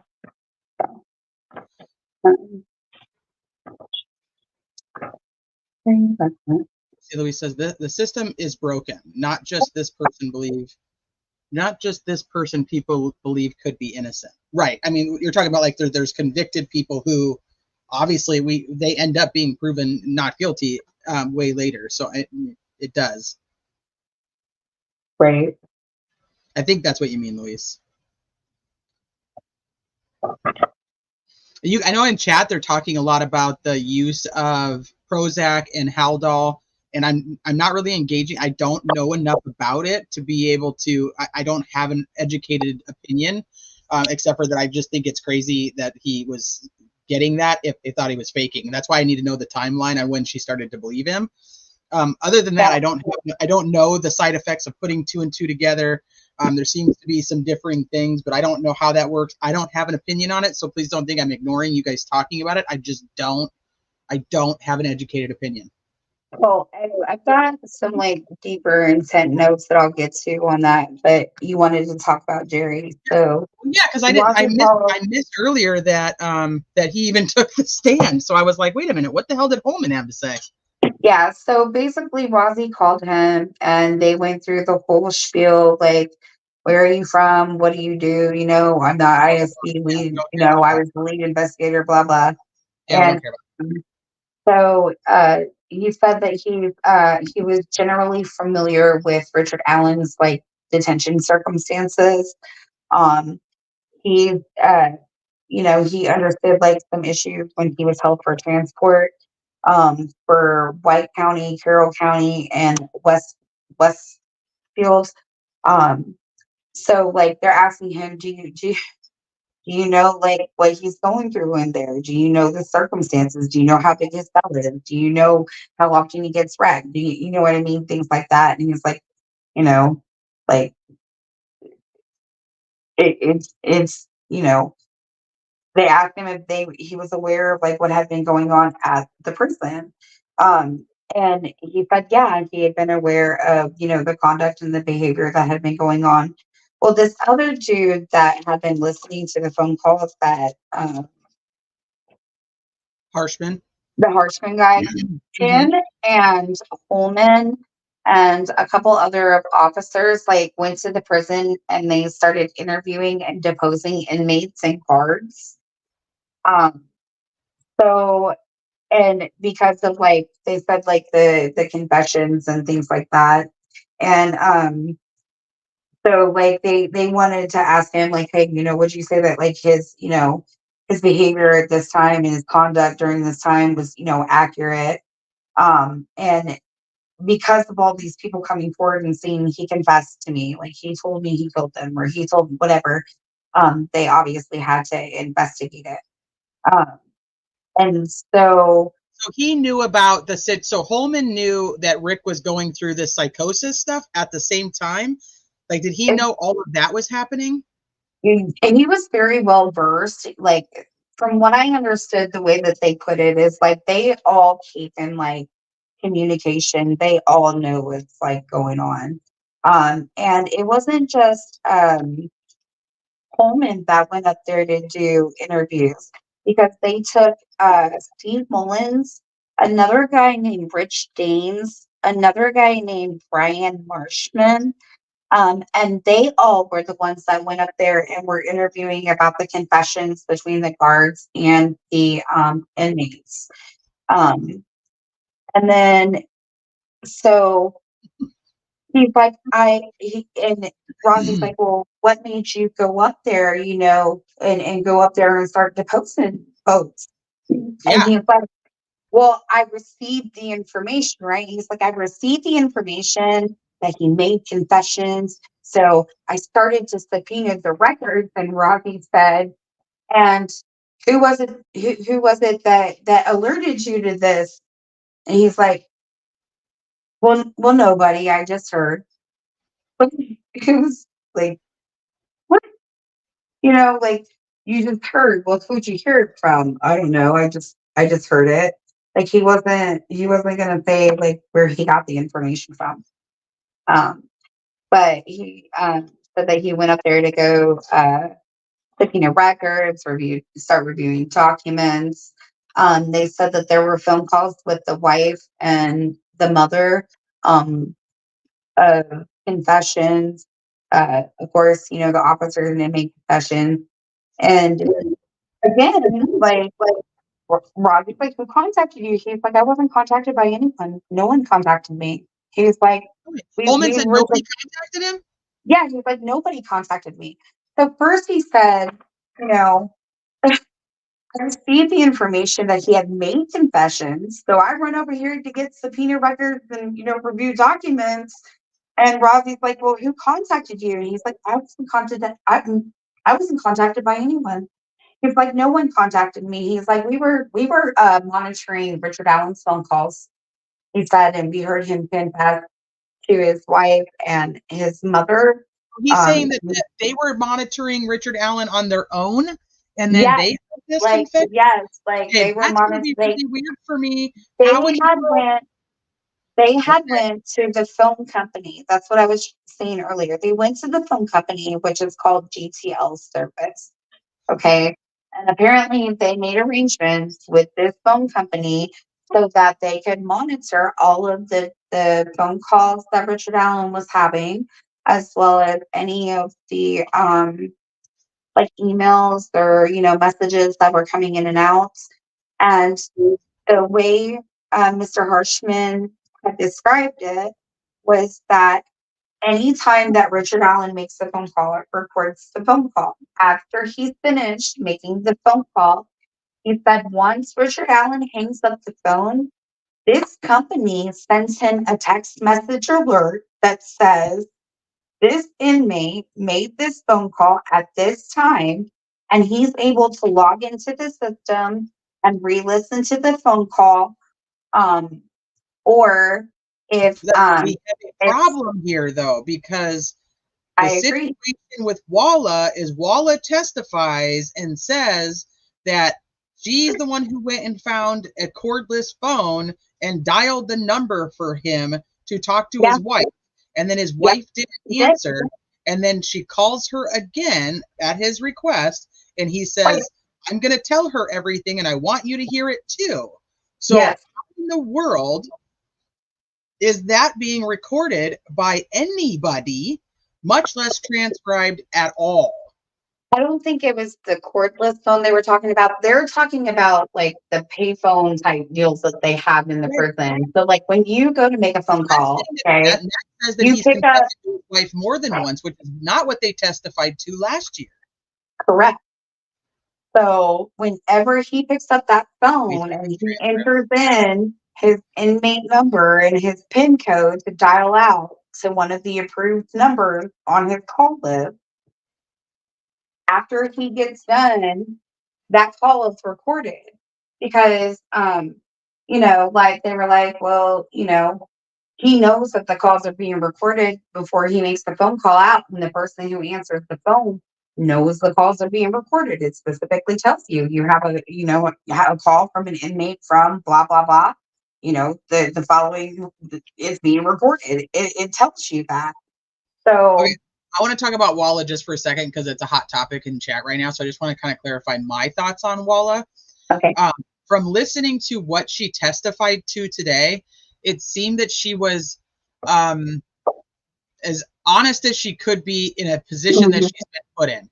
I'm going to give her that. For me, it does not matter. She cannot be, I've said this from the get-go, her involvement in social media makes it so nothing she has to say matters for either side. So I have a couple different takes on this. So I just want to make sure that that's clear, because I do feel like she was doing her best to be honest today, and she didn't seem to be hiding the fact or trying to cover for herself. But it doesn't matter because it was unethical for her to have him as a patient, knowing that she had studied this case already prior to him even being convicted. So that's 2. And then 3, I found the whole thing very fucking weird that the state is the one who wants to call her, because everything in her testimony did not benefit the state. And I'm like, it doesn't need to be everything, but nothing. I'm like, I don't hear anything that she's even saying that they would even want her on the stand. And this was their motion to admit her information. Like, well, the reason they want that is because in her dealings with Richard Allen, apparently he has made some confessions that she doesn't believe. Right. But still, their take on it is because the law says that there is that patient-doctor confidentiality unless you are selling drugs, or you're hurting somebody physically, or in matters of homicide. So, like, they're basically saying, like, that's not privileged or protected information, and that's what they're going to go after to use. If they ask her that question on the stand, all the defense has to ask her one. Say that's the only question they ask. Defense just gets up and says, after the amount of time that you spent with Richard Allen, did you believe his confession? And she says no. Right. I mean, that's done. Right. But apparently they are going for the gold there.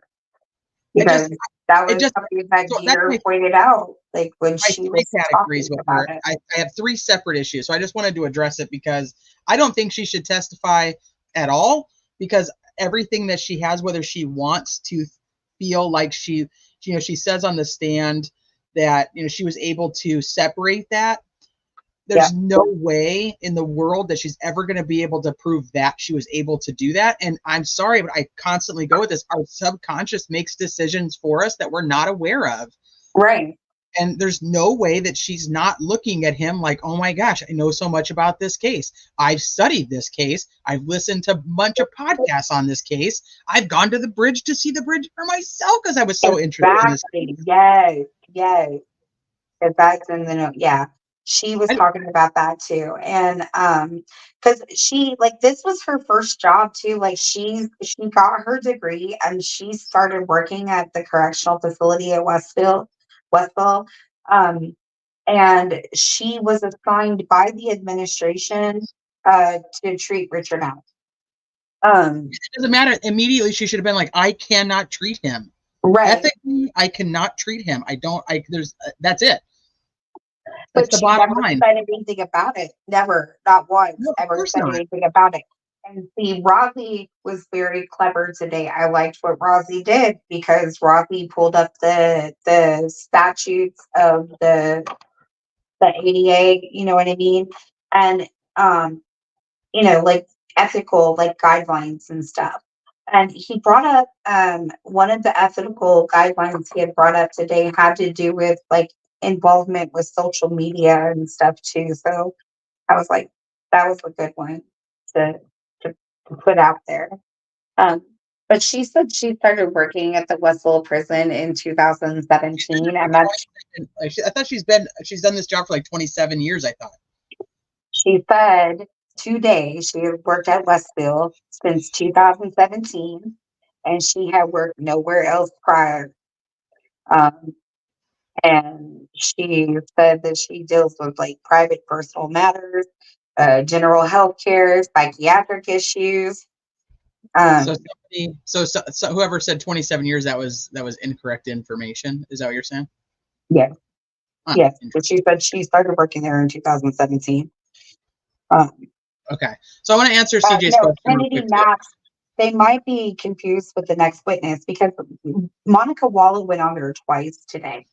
So she testified to that little small bit, and then they brought up the next witness, which was an investigator by the name of Kennedy Maps. And that was the lead investigator that Westville had worked with for 27 years. So that could be what they were getting confused with on their notes. It's like right one after another. And so 27 years is Maps. That makes sense. Yeah. Let me answer CJ's question really quick, because I think I can do it pretty quick. Sorry, it's Casey. Sorry. Let me answer Casey's question really quick. So tomorrow can't go blue ball for the defense. And I'm asking this as a fence sitter. I blame UT. It is. It's probably my fault, but it can't go blue ball for the defense. She can't say they don't have a right to defend their client. She can restrict certain things on how they can present the evidence. And this could get complicated, but there's a few different ways. One, anything that the state opens the door for, she cannot stop the defense from bringing in. So that's number one. Number two, they don't have to go all out and say Brad Holder, Patrick Westfall, Johnny Messer, Elvis Fields are the culprits if she says you can't. But what they can do is continuously, they have a couple options. They can continuously show the lack of follow-up on the investigation from law enforcement. Prosecution, no way prosecution can't open the door for that. She can also say, I'll let you use third-party defense based on this specific criteria, or she can say, you can do your third-party defense only during the prosecution's case in chief. Like, that's the only way you're going to get it in, is through cross-examination of the state's own witnesses. You're not going to be able to put like Holder on the stand and have him testify.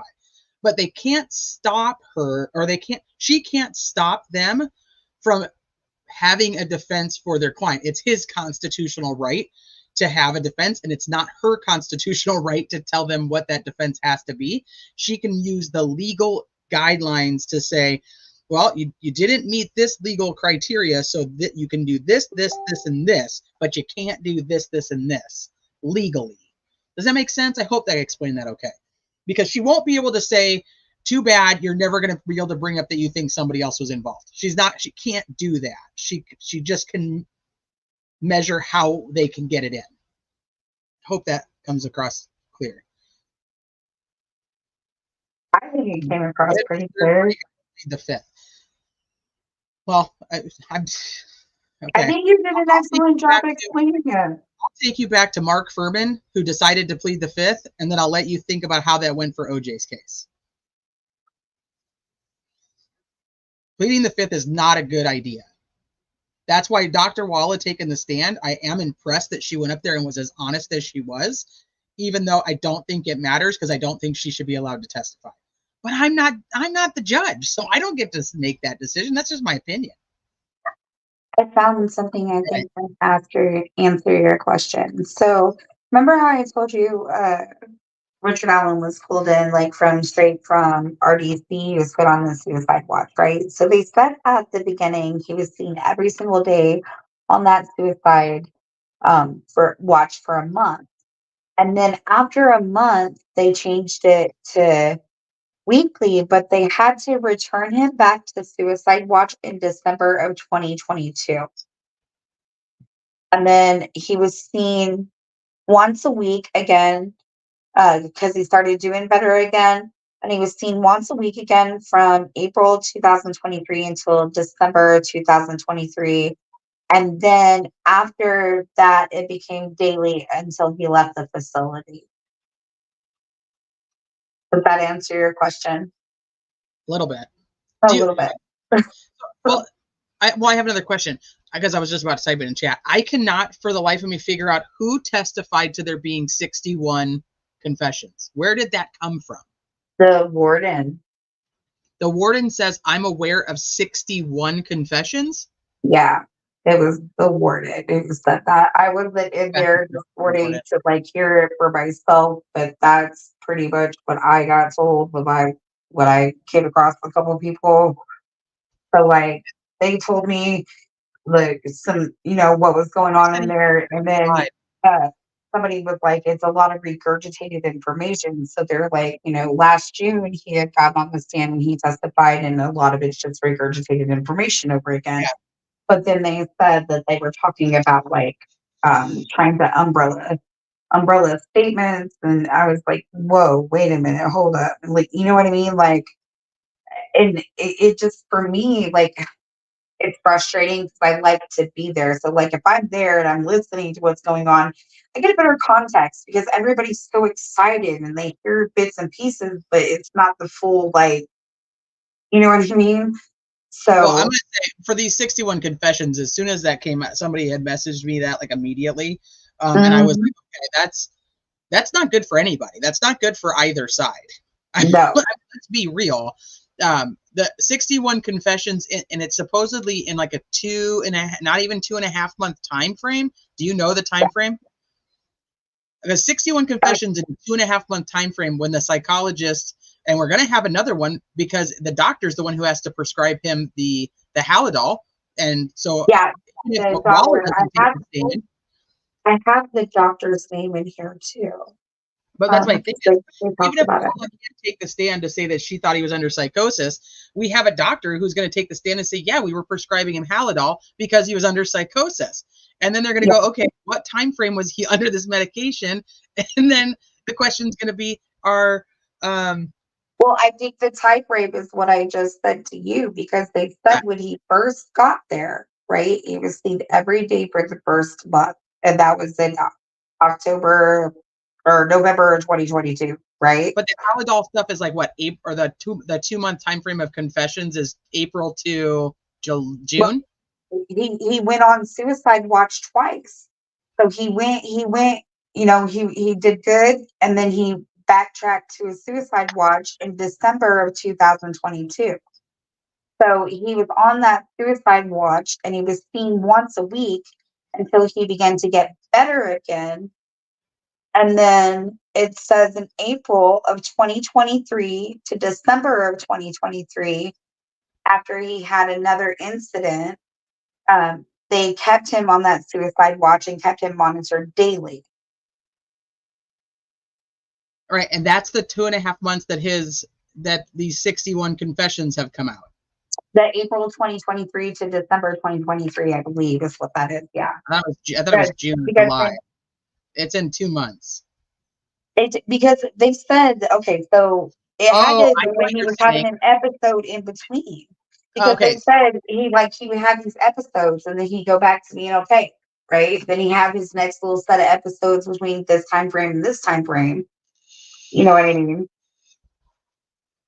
So this is exactly what I'm trying to figure out, Sleuthy, and that's what's confusing me, is this timeline on where things are, and that's what I need. I need that in my brain to know. I can't form an opinion about this until I have that info, because the timeline could completely change what I think of it. Right. Because and I do have. I'm sorry. I do have the deeper questions that they were asking, Wallow, that I could get into with you, so it could answer more of your questions, because they kind of glossed over certain different things and might give you a better perspective. Okay. So let's see. So yeah, we talked about Holman. And then they asked him if he had ever listened to any of the monitored calls himself, and he said no, he hadn't listened to them himself, that the Harshman guy hears it. So Harshman indicated that he's the primary person who goes over these things, and if he hears something of substance, he reaches out to Holman and another person or whatever, and they get to stenographer, for transcripts or whatever. Wait. So Harshman testifies that he transcribes these confessions and he contacts Holman. No, yeah, he listens to them, and if he hears something of substance, he is to reach out to Holman and another person. And then what they do. Holman testified that nobody contacted him. Right. He said when these confessions that were made to the guards and made to the prison inmates, and everybody was saying, oh, these confessions were made to us. He said that he had received the information that these people were saying that all of these confessions were made, right? So he decided he was going to go investigate it. And it wasn't just him that went to go investigate it now. He took Mullins with him. He took to conduct interviews. There was another officer by the name of Rich Daines, and then another officer by the name of Brian Marshman. And those were the individuals who conducted interviews with all of the correctional officers, as well as the inmates, that said that they had heard the confessions for themselves. And so when Rozzy asked Holman specifically, who contacted you? He said, I wasn't contacted by no one. No one contacted. We were monitoring his phone calls. Because somewhere in that realm, he had a phone call with his wife and his mother, and apparently confessed during that phone call.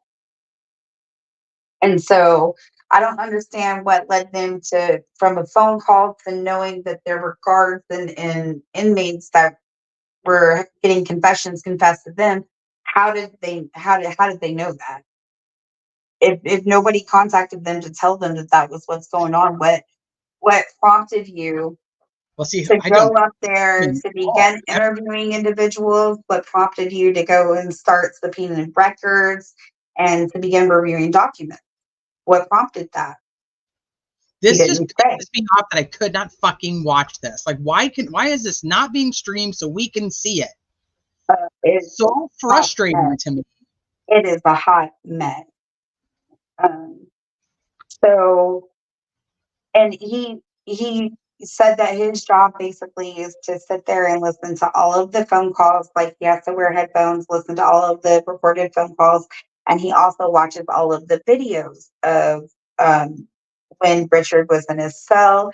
He's like, it doesn't matter. Like, if he's going to the bathroom, I'm sitting there watching it, like, on video. So, like, there's no privacy. There's no, like, nothing like that. But they did say, like, the video doesn't have audio to it. But Harshman says, when he listens to the audio of the phone calls, if he hears something, he calls Holman. He said someone would reach out to the prison and then they would just start rounding up people for depositions. He said, and they began gathering um, uh, all of these people. And then that is when they switched the inmate companion program after the confessions. So after the confessions happen, after like all these people are saying this one inmate calls home, talks to a family member. This family member makes a YouTube video. It's time for them to trade it out and cancel out the inmates doing that job and just use guards. So it's the first subpoena or another letter from the warden about info routinely pertaining to information. And so he has to send notice to the warden as well about what's going on. So Okay. Harshman Holman, the warden, and he's like, well, when was the last time that the warden had like asked you for an update? He's like, I'm not sure. But he said that he does, phone calls frequently, and he does write reports and documents or whatever. And he said that he listens to the calls. There's some set of calls that he discussed specifically between December of 2022 and March of 2023. And Rozzy asked him if at any time that he hears any of these phone calls that assert his innocence. And so Holman, I guess, said that he only interviewed Richard Allen one time, not twice today. He said that on the stand too. That he interviewed Alan how many times? Once. He said, there's the reported two interviews, and he said he did not interview him twice. He only interviewed him once. Well, yeah, the first one was Liggett and Mullen, I believe. Yeah, but I'm just saying, like, that's what he said today. He's like, I only interviewed him one time. I didn't interview him twice. There is some dates of August 2022 and December 2023 as they're phone calls. So there was a phone call made in August 2022 and one made in December 2023 that were sent to somebody big, and they were told, you absolutely need to start listening. Like, you have to listen to these calls specifically. Okay. So Rozzy asked, did you start directing investigators to go to Westville and starting collecting like call log sheets? And he said, not directed. I went to the prison to investigate. He said he specifically went to investigate guards that were specifically assigned to the cell. And all of the transcribed forms of Didn't he for sure? Holman said August of 2022. no. Listen, no, he said he interviewed Richard Allen one time. He's not referring. That's not the dates of August 2022 and December 2023.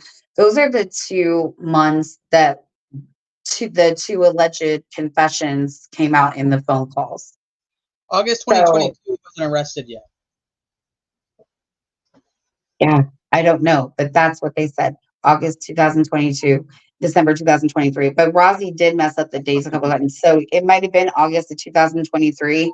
And he said 2023 too. And I just wrote it down and kept moving. So it probably was 23, August of 2023 to December 2023. Got it. So, and those were sent to Holman. It was sent to the warden and, the people that they had to send it to report that as, hey, listen, these are calls that you absolutely should be listening to. Okay, so can we talk about the statement about Rick supposedly saying something about using a box cutter and throwing it in the dumpster at CVS? Yes. Oh my. Right, just Deb, I'm right there with you. There's so much to this. I'm right there with you. This was very overwhelming. I had to take Advil before I came live because I'm like, I don't even know if I can make it through this because this is so much. It is. It's overwhelming. And just sitting there listening to it, my head is just like spinning and spinning because it was just like, what in the world? Hold on 1 second. You're good. Yes, Sleuthy, we need that. Please, yeah, I'm in agreement. I will help if you need my help, which I don't think you do, but I'm going to volunteer my services anyway.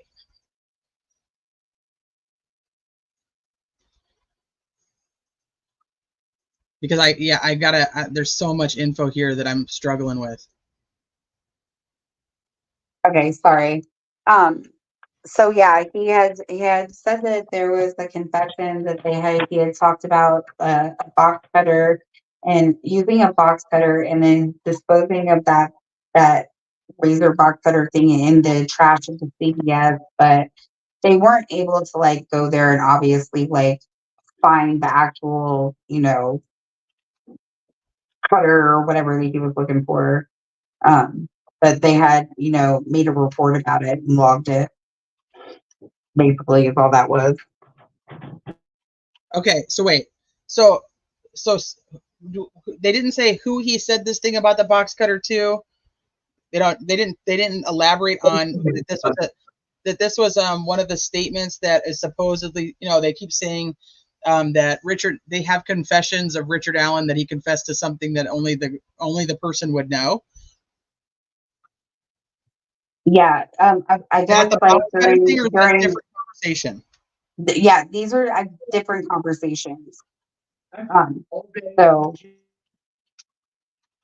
So this is just one of the statements that Rick had said to somebody in the prison, whether it was a guard. Who did he say this to? Do we know? I don't know. Hold on. Okay.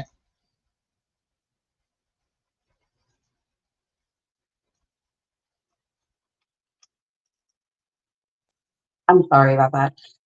Okay, so let me look because it's so like page after page after page. Like, oh my gosh. So I think it came from like one of the inmate confessions or somebody that he had talked to. I don't know. Like it wasn't really that specific about it. Okay. Honestly. So, if it's just, my thing is if it's just one of those random statements, then it's the same as him saying that he shot the girls after molesting them, which we know isn't true. Yeah, like it I don't know. It was really weird. So he had said that he went up there and he didn't direct investigators up there to go to the prison to investigate. He went up there to just investigate and find out, talk to guards that were specifically assigned to the cell. And he said the transcribed form of confessions were given to the defense. And he said, did you ever ask the Bare asserted his innocence? Rozzy did. And he said, did you ask if he made statements other than incriminating statements? Because the transcript that they're talking about is fairly short. And I think that that's, the phone call that they were talking about, the two phone calls, you know? Yeah. And then, they asked if any of the inmate companions had had any real conversations with Richard Allen about things like he was actually like really interested in. And, um, you know, Holman said that some of the inmates volunteered statements of behavior of RA and some of RA's statements. And Rossi asked him if he had ever interviewed Dr. Walla, and he said no. He said, "Did you ever interview the warden?" No. "Did you ever, go to internal affairs?" No. Um, and he was put in. So he was trying to go to the prison to go see Richard Allen in the prison too. They said. So he was put in contact with a major, and like they just took him straight to Richard Allen to go talk to Richard Allen. Um, Also, while he was there interviewing guards and stuff, he said he was at the WCU unit, which is like a pretty much like a mini prison within there. And he was able to use the administration building's basement for their interview room. Um, and he said that he he had listened to some of um, the descriptions of what these people had said, and he said that, it characterized as incriminating. Um, and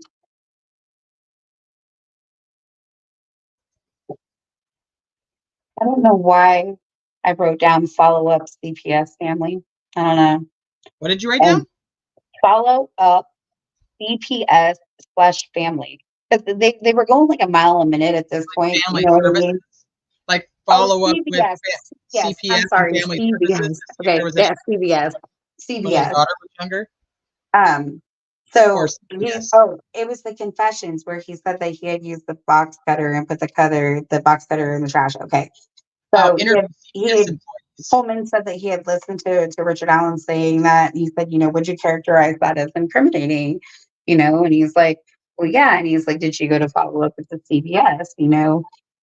Because he had made the statement that he used the box cutter, put the box cutter in the trash, and after follow up inquiry, but obviously couldn't find the razor. And so then he had said that he had interviewed Richard Allen's wife, Richard Allen's daughter. He said he had hundreds of hours of call logs, and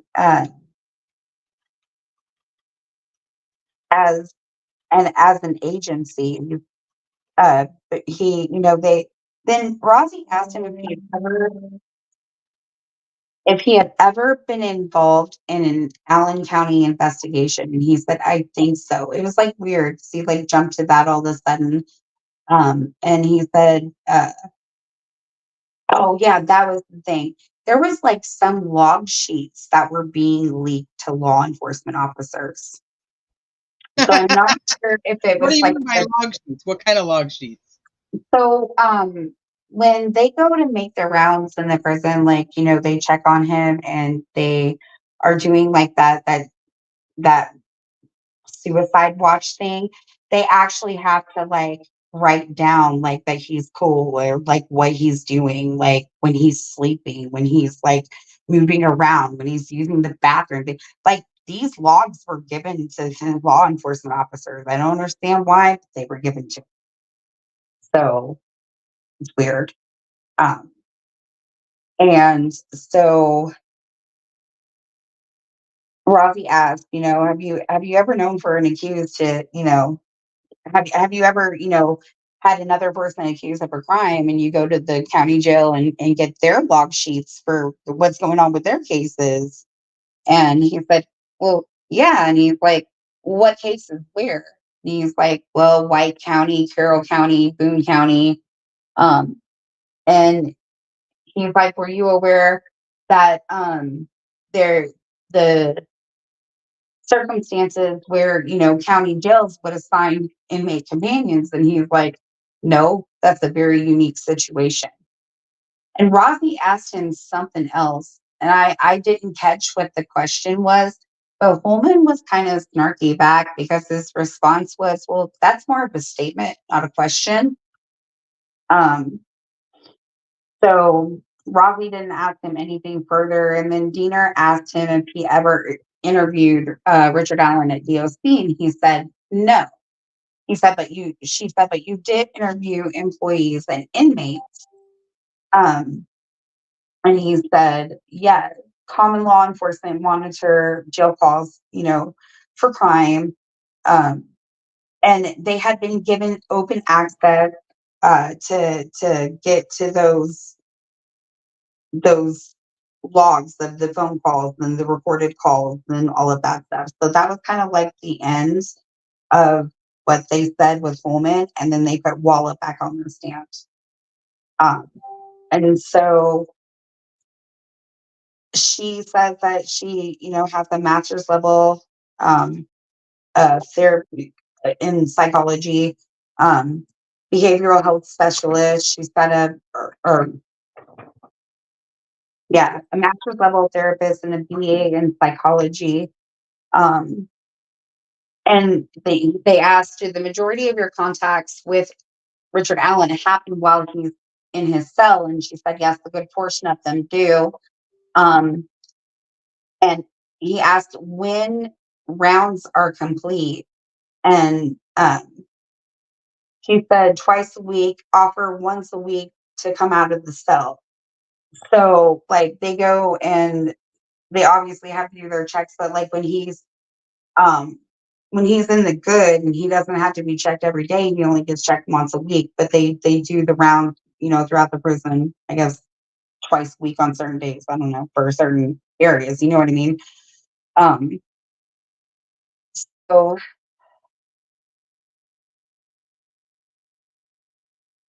they said that they go to the door when they go to do these checks, and they ask if he has any requests or inquiries. They ask him if he's thinking about self-harm. And Richard Allen had at that point let her know that he wasn't able to open the top part of no, not that he wasn't. They can't open the top part of the window. So when they're at the door, they have that little peeky window, right? Where it's like the little manhole cover or whatever. And they're not allowed to move that thing open to talk to them. So they're only allowed to talk to him through the crack in the door to ask him, hey, are you suicidal? Do you need anything? How are you feeling? Type stuff. And, she said that she remembered meeting Richard Allen for the first time. And he was in a barred cell, and she was in an outside cell with like a barrier. So they described this cell that they can go to, and it's like in a triangular shape. And I guess there's bars on there. There's like two different ones. But she said that when she first met Richard Allen, they put him in one of those like little triangular deals. And that's how she met him. So she said, they have their contact when they do the rounds through the crack in the door, and that there are 255 inmates in that unit. So she said she's responsible for 4 sections that have 14 inmates in it, and there are 4 pods in each, like crazy, yeah, ridiculous. Anyways, so that specific unit was the original where the original contract was for Richard Allen to be held. That's where he was placed in the holding area for a routine basis. They said that they would be alerted when he was placed there. And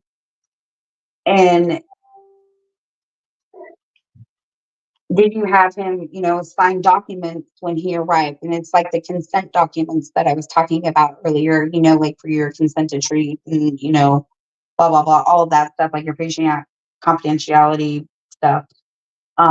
And she said that she didn't give him docs to sign right away, but he had already signed some docs while he was in the RDC intake, and they were completing his like background information.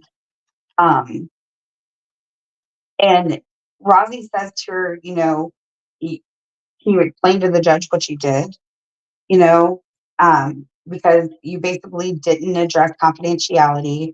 You bypassed for a whole month, like while on suicide watch. Couldn't tell what date the waiver was signed.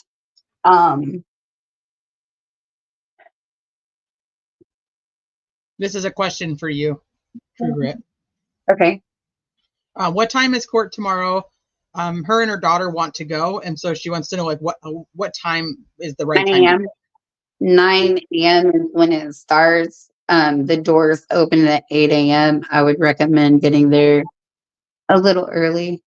I got there the other morning at like 6:53, and I was pretty fast to get in the door, but today that place was absolutely packed. So I would recommend they're getting there early. There are some people that go and stand there from 5 a.m.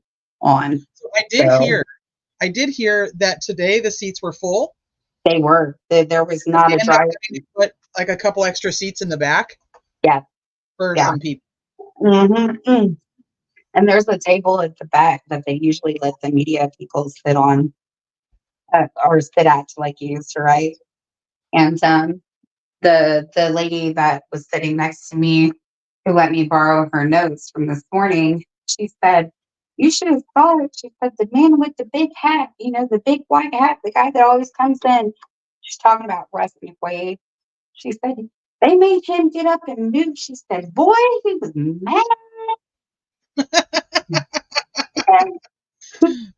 I take it the lady next to you had an accent. Yeah, a little bit. She did. But it's so cute. She's such a nice little lady.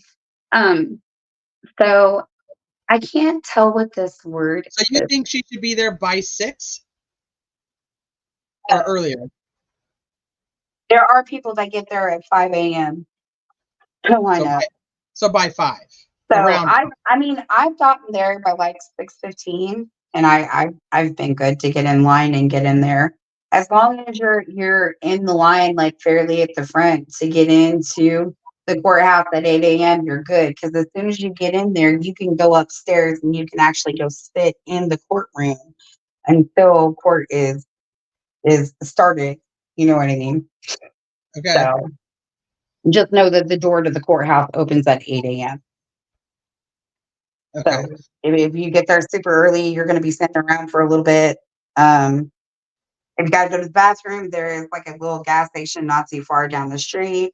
There are places like if you get hungry, a lot of people like to go and get like donuts or like breakfast stuff. So, I mean, there are places within walking distance to do that to kind of like burn time too. Oh, and by the way, you are not allowed to park around the courthouse at all. There are businesses there that you can't even park in their parking lot. So the entrance where you go in is like the front handicap entrance. I would recommend like after you get to like that end of that street right there where the courthouse is, if you go to your right, there's like a lot of like parking spaces that your car will not get towed, because if you park on the courthouse deal, they want you to come out and move your car every 2 hours. Oh Jesus. Okay. Yeah. And there are roads that are blocked off. Yeah. So you have to park away, and you can't park in any of the business parking lots. So that's just kind of like a spot that everybody's kind of like found to kind of like park in. So it's good information if she needed help for that too. Okay, so I don't want to keep you like super late because I appreciate you being here, but I know that you've got to get some sleep. I kept you guys here so late last night that Greg was like, I don't even know if I can do it, and I was worried that there's I know so much like so, you would but not believe the fact that I got today, but I can finish it there's a few tomorrow. things I want to ask you before you go. Like there's like 3 major topics, and then anything that you feel that I missed. but Okay. I wanted to talk about when Dr. Walla goes over Richard Allen's medical history. Okay. So if we can do, and then like I said, if there's something else that you think like, no, Teresa, you have to talk about this, then we'll talk about it too. But I just had three things for me that I'm like, I want to make sure we talk about.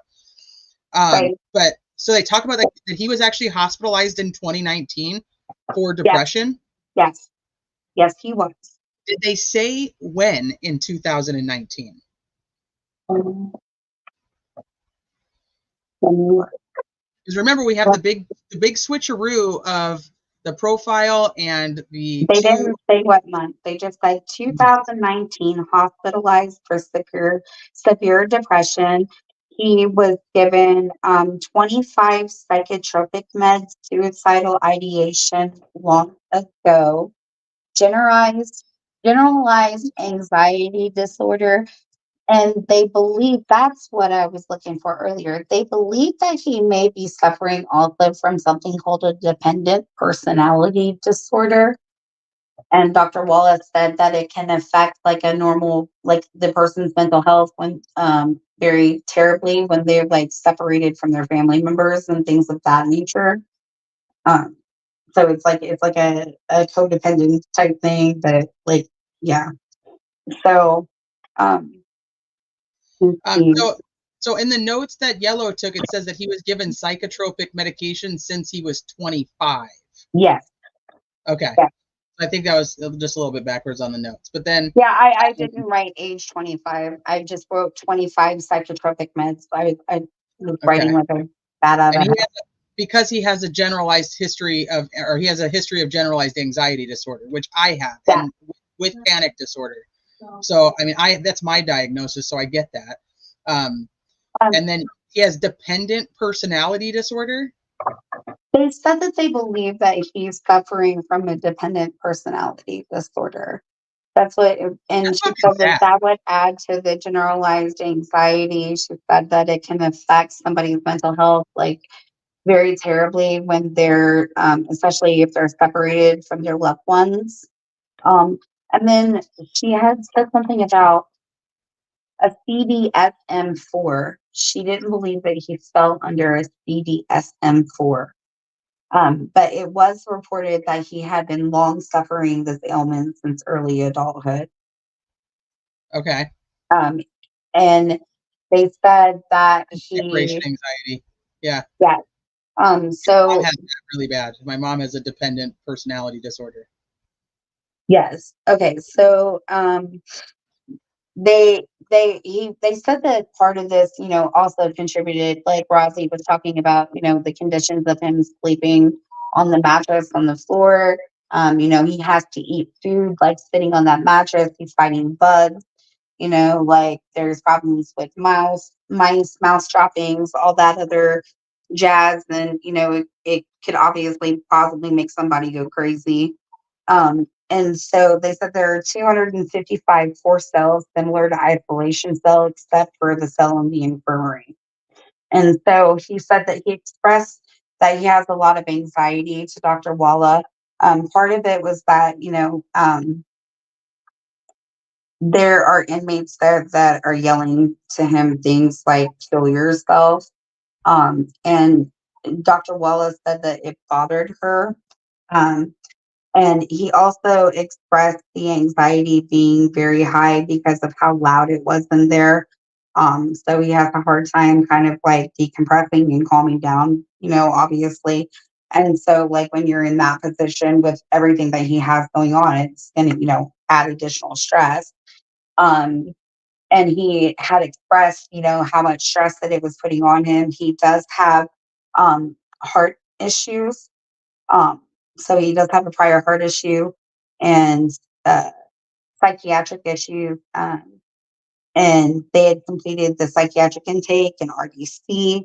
There was no formal psychology testing completed at RDC, just a series of questions in a structured interview that usually lasts like 20 minutes.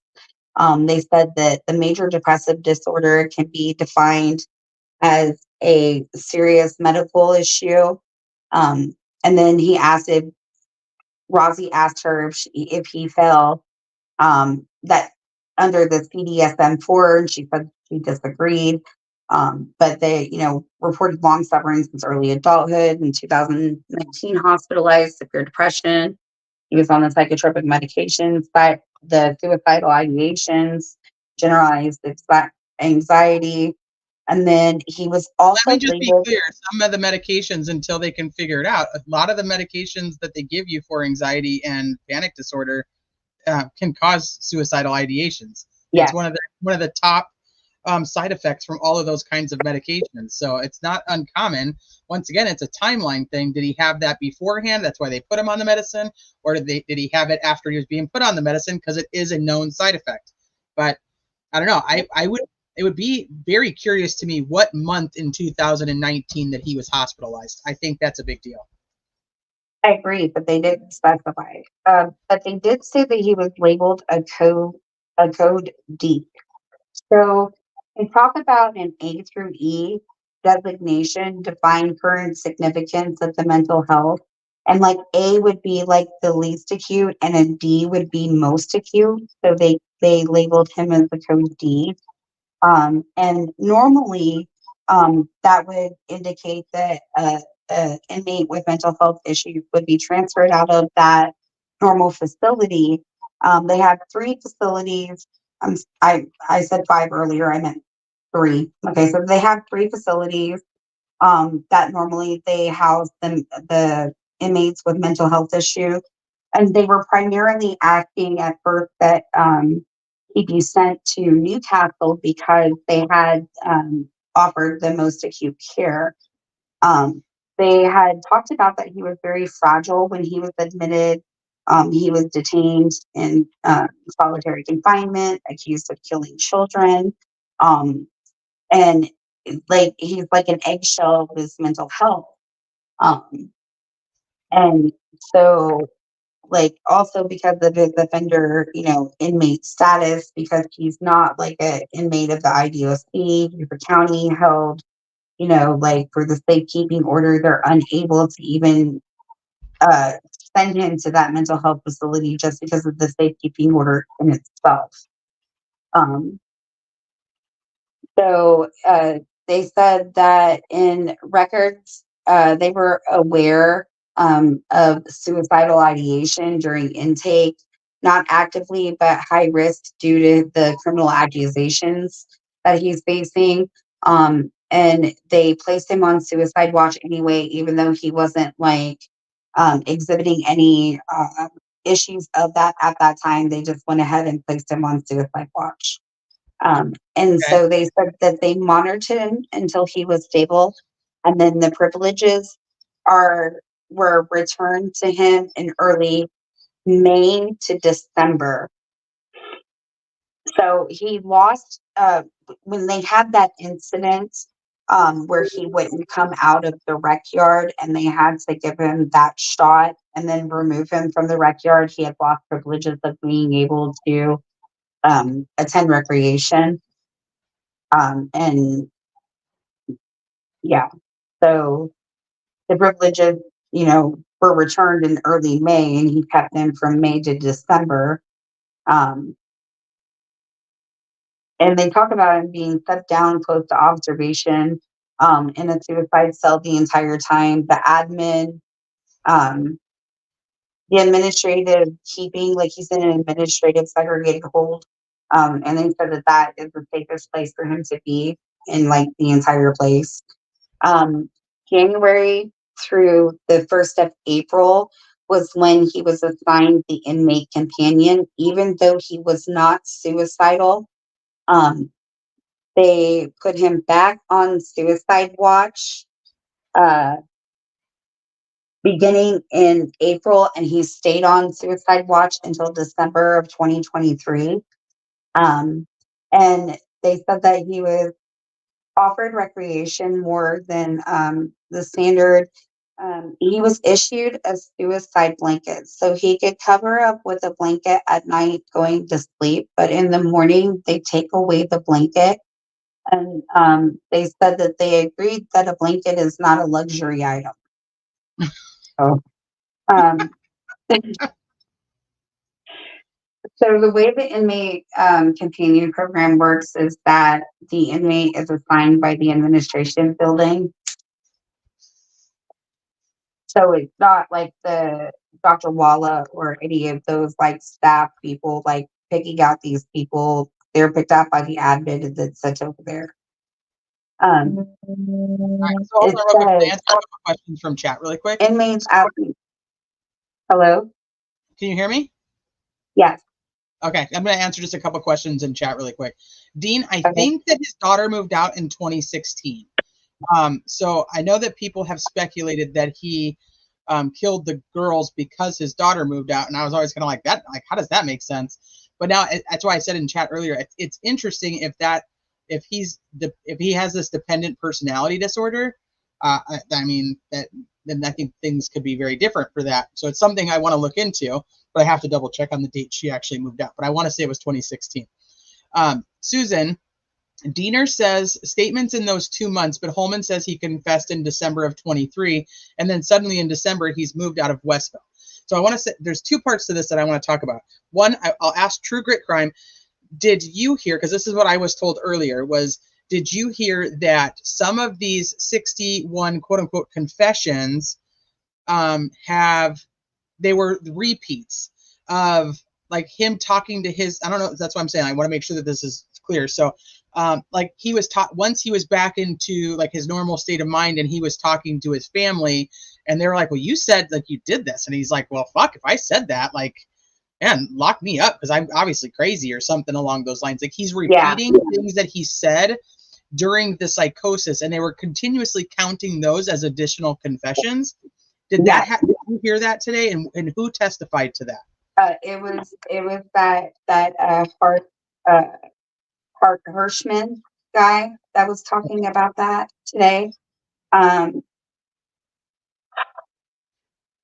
he pretty much said that. He also had described on the phone call sometimes when Richard Allen would call Kathy or Janice and he would start talking about it. They would start to tell him, shut up, they're messing with your mind. Hold on. Yeah, stop talking. They were telling him to be quiet and Telling stop him saying like stop talking. Kathy said, like they said, when he told Kathy what happened, what like the confession or whatever, Kathy told him to stop talking, and then she was calling Brad, and she hung up. And so like as this would go on, when he'd have these episodes and he would call them, they would tell him, you know, stop talking. They're messing with your mind. Or they would change the subject to something else. And then they also indicated that some of the statements that he made, I don't know specifically if it was to Kathy or Janet, but they said that some of the statements that were made included motivations for the crime. And so wait, Wallace said that some of the statements, or who said that? Oh, Harshman said some of the statements that he made. Say that again. Some of the statements, they don't, I'm not sure whether, like, when he was on the phone with Kathy or Janice, whomever he had supposedly made this alleged statement to, right? They said that included in this statement was motivations for the crime. He made statements about why he did it? Yeah, it says the statements include motivation for the crime. Did they tell us what those were? Nope. Said nothing. That's all they said. That could be really important, you guys. So they said that they were asking, you know, they were wondering why there was a delay in his confession. And he had expressed that, you know, he was when he was talking to his family, he was worried about how they were going to feel, how they might react, whether they would love him, whether they would still be there. They were talking about conversations of like, hey, like if something happens, are you still going to be here? Are you still going to be around? So that was something that they talked about. And then after these confessions, there was a non-communication with the family, like he wouldn't talk to the family for some time. They also said that there was reference to him finding God. They said that he had found God and that there were some statements made, that he said that he may not be with it. He told his family that he may not be with his family again ever in this lifetime. That he wanted to be sure that when he met his family, that he met his family in heaven again. That not sure, what he's done, um, but finding God was enough to get him to heaven. Um, then at some point they mentioned that he had talked about sins committed, but there was no specific mention of what sins. Um, and then it says numerical sense verifying degrees dance around the 60 plus confessions, conservative, and he said that he felt that the 60 confessions was a conservative number. So I'm not sure what that's supposed to mean. Let me clarify something for chat real quick. When I said I think that would be important, it could be very important, because if he says that his motivation for doing it is I'm just going to totally make up something, is because his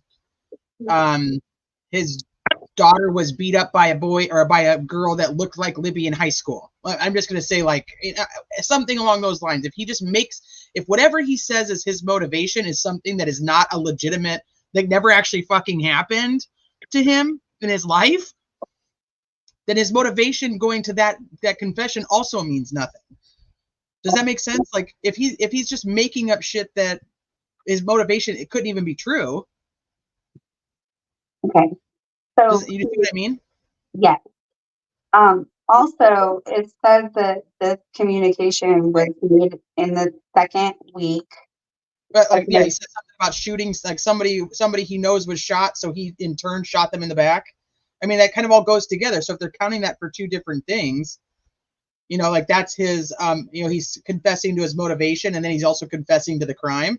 Well, none of those things are true. Do you see what I mean? I don't know. That's just what my mind thought of immediately. Yeah, that's where my mind went with that as well. I'm in agreement there. But yeah, so they said after these confessions, he had no communication with his family, but they indicated the second week of November 2022. So he had said to his family, if this becomes too much, let me know. I will talk to the detectives and I will tell them everything that they want to know. And then they indicated the months of April to June of 2022. And then from June to July, they said the confession started to slow down. Again, he said that he was asking for like reassurance, like no matter what happens, you're going to love me. You're always going to be there. There was concerns about photos. Okay. I don't know what that entailed. That's all. Like there was concerns about photos. Who had concerns? Richard Allen, like when he was like having discussions, there was concerns about photos. I'm not sure which photos he's specifically talking about. Photos from in his cell, photos from beforehand, photos I of think him from before, maybe. I don't know. I'm thinking from before. Something that was out there from before. Because he said he didn't want anyone to see what he does. Oh, the crime scene photos. He was concerned about the crime scene photos being showed at trial because he didn't want anybody to see what he did. That was another thing that was one of his statements, was That's that what he was they're claiming, concerned the about. alleged statement. Yeah. So in February 2024, there was a statement noted to the Indiana Department of Corrections talking about self-apologizing for killing one of those girls. And that was pretty much the end of that. Say that again?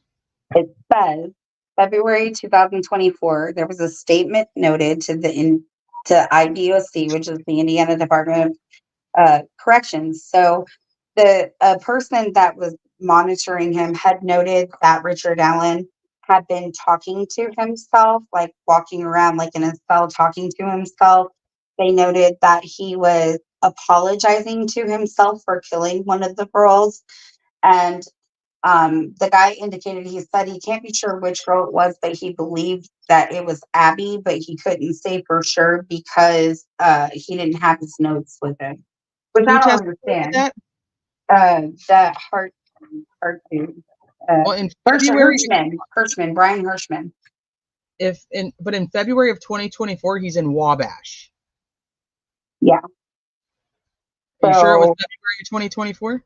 yes, I'm absolutely sure. This is February 2024. There's a statement noted IBOC that he's still in segregation and he's still being monitored daily. Like there's still somebody going over there and doing checks. So they're still writing down the logs of what he's doing in that cell. And the log, it was noted that he was talking to himself and apologizing for killing one of the girls. And the Hirschman guy said he can't be sure which girl it was, but he believes that it was Abby, but he could not say for sure because he did not have his notes with him.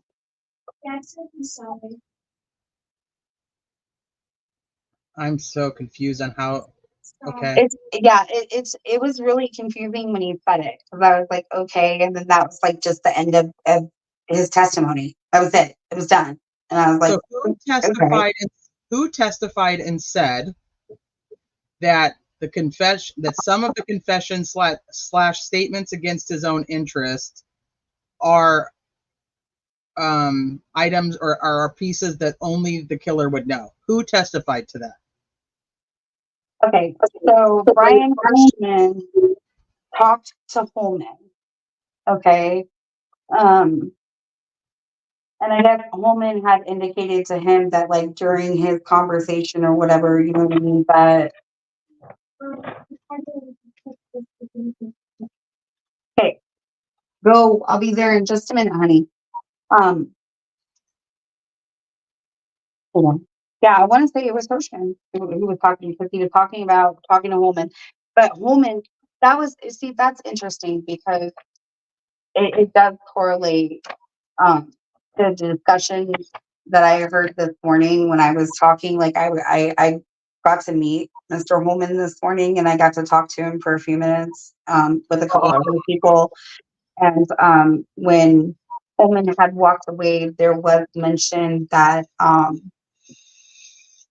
when Holman had been talking to Richard Allen during this interview process, that there was some sort of phrase or something that was said that Holman said he knew immediately that was the person who who did this, because this is something, whatever it was that he said, he didn't say the specific words, but whatever it was that was said was something that only the killer would know. So that's how I understood it. Okay, so he's saying that in that interview from October 26th of 2022, that Richard Allen said something that only the killer would know. Yeah. Okay, so who was on the stand today that said that there was those items that only the killer would know? Did Hirschman testify to that, or did Holman testify to that? Let me look. Yeah, that's my note. Because I was everywhere on that.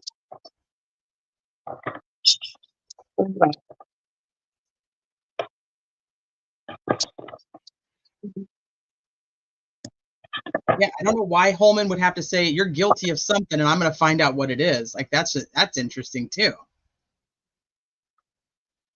Yeah, I'm pretty sure it was Harshman. You know what I mean? Because Harshman was talking about stuff, but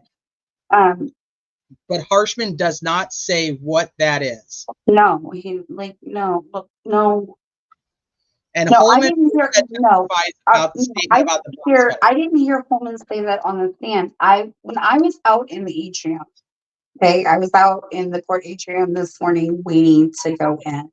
Mm-hmm. I was standing there with Susan Hendricks, Gary Holman, and Frank Meister.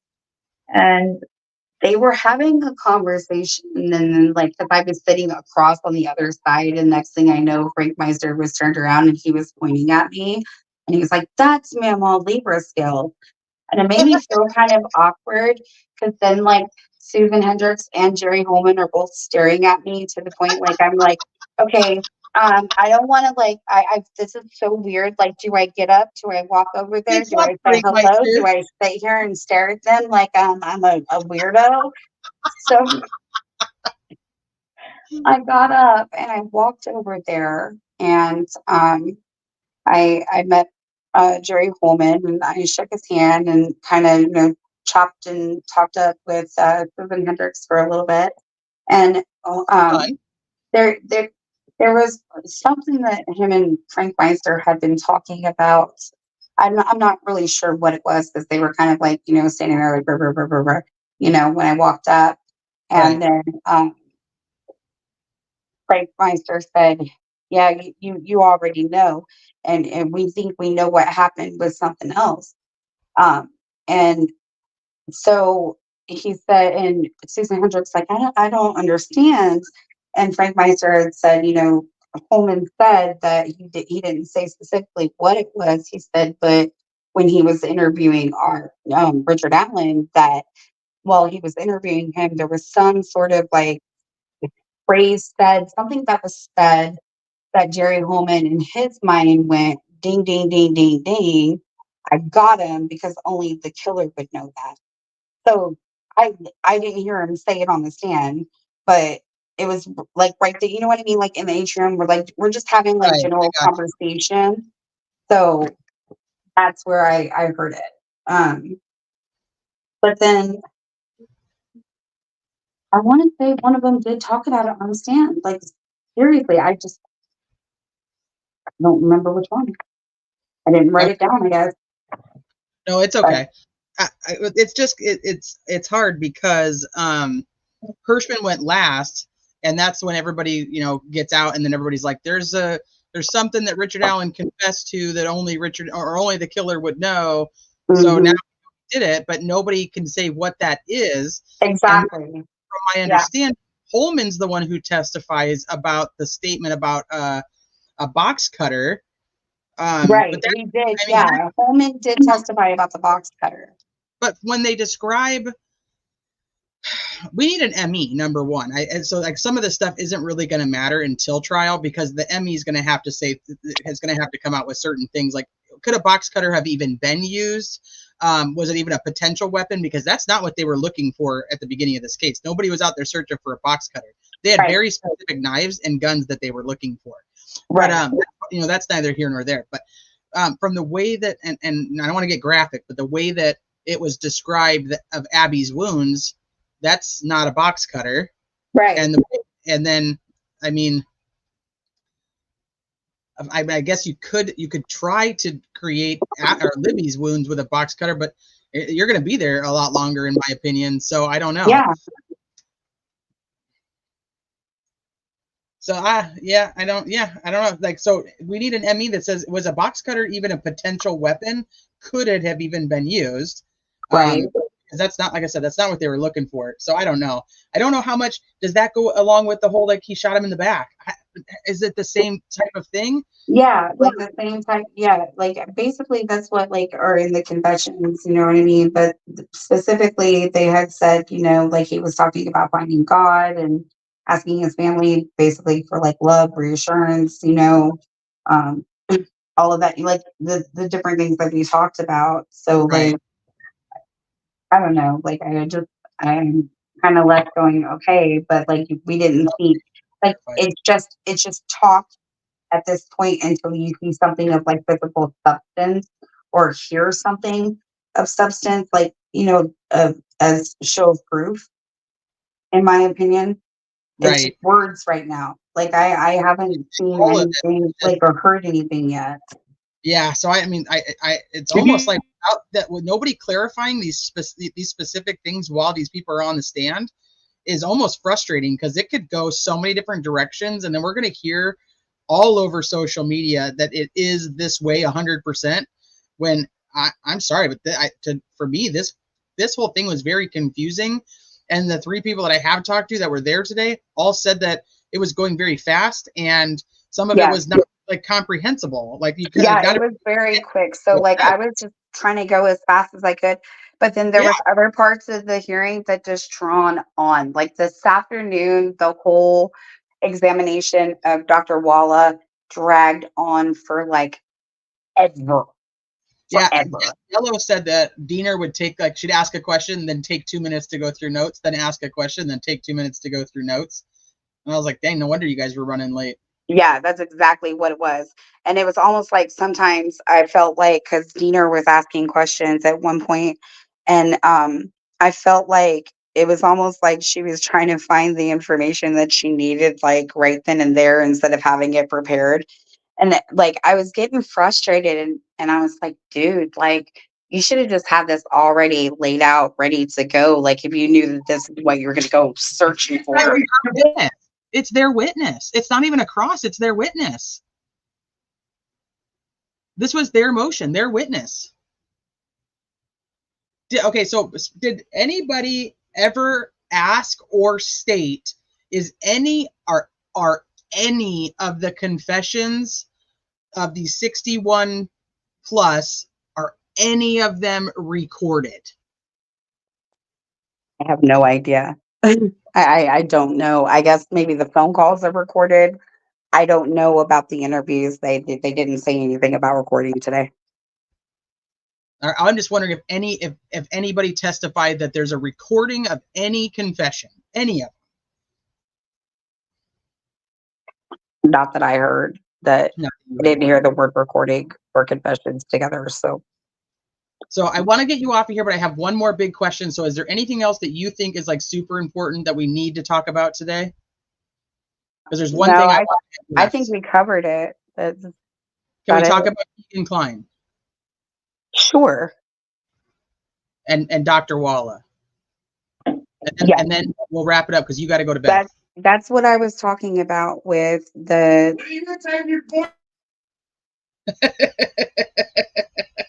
Her husband is like, you have got to go to fucking bed. Oh my gosh. He's driving Tell him me we're wild. Tell him we're almost done. Tell him we're almost done, and I'll let you go, and I won't bother you anymore. Okay, we're almost done, fathead. Okay. Anyway, so that's what they were talking about. Okay, so she's interested in the true crime group. She obviously follows different YouTubers about the crime, blah, blah, blah. She got into the database. There's a medical database that covers the all, like anybody who's been arrested. It covers like all of their past history, their pre-sentence investigation, their legal documents, stuff like that. So when Keegan Klein was first brought forward into the light, she used that system on her own personal time, which she's really not supposed to do, to go in and retrieve that information about Keegan Klein. They also indicated that she used the system again when Richard Allen was arrested as well. And they asked her, is that a violation of what you're allowed to do? Yes, they asked her if it was a violation, and she didn't seem to think that it was an issue. And then that's when Rosie hit her with the rules, like the rules of everything. And I gotta find it. Let's see. So there.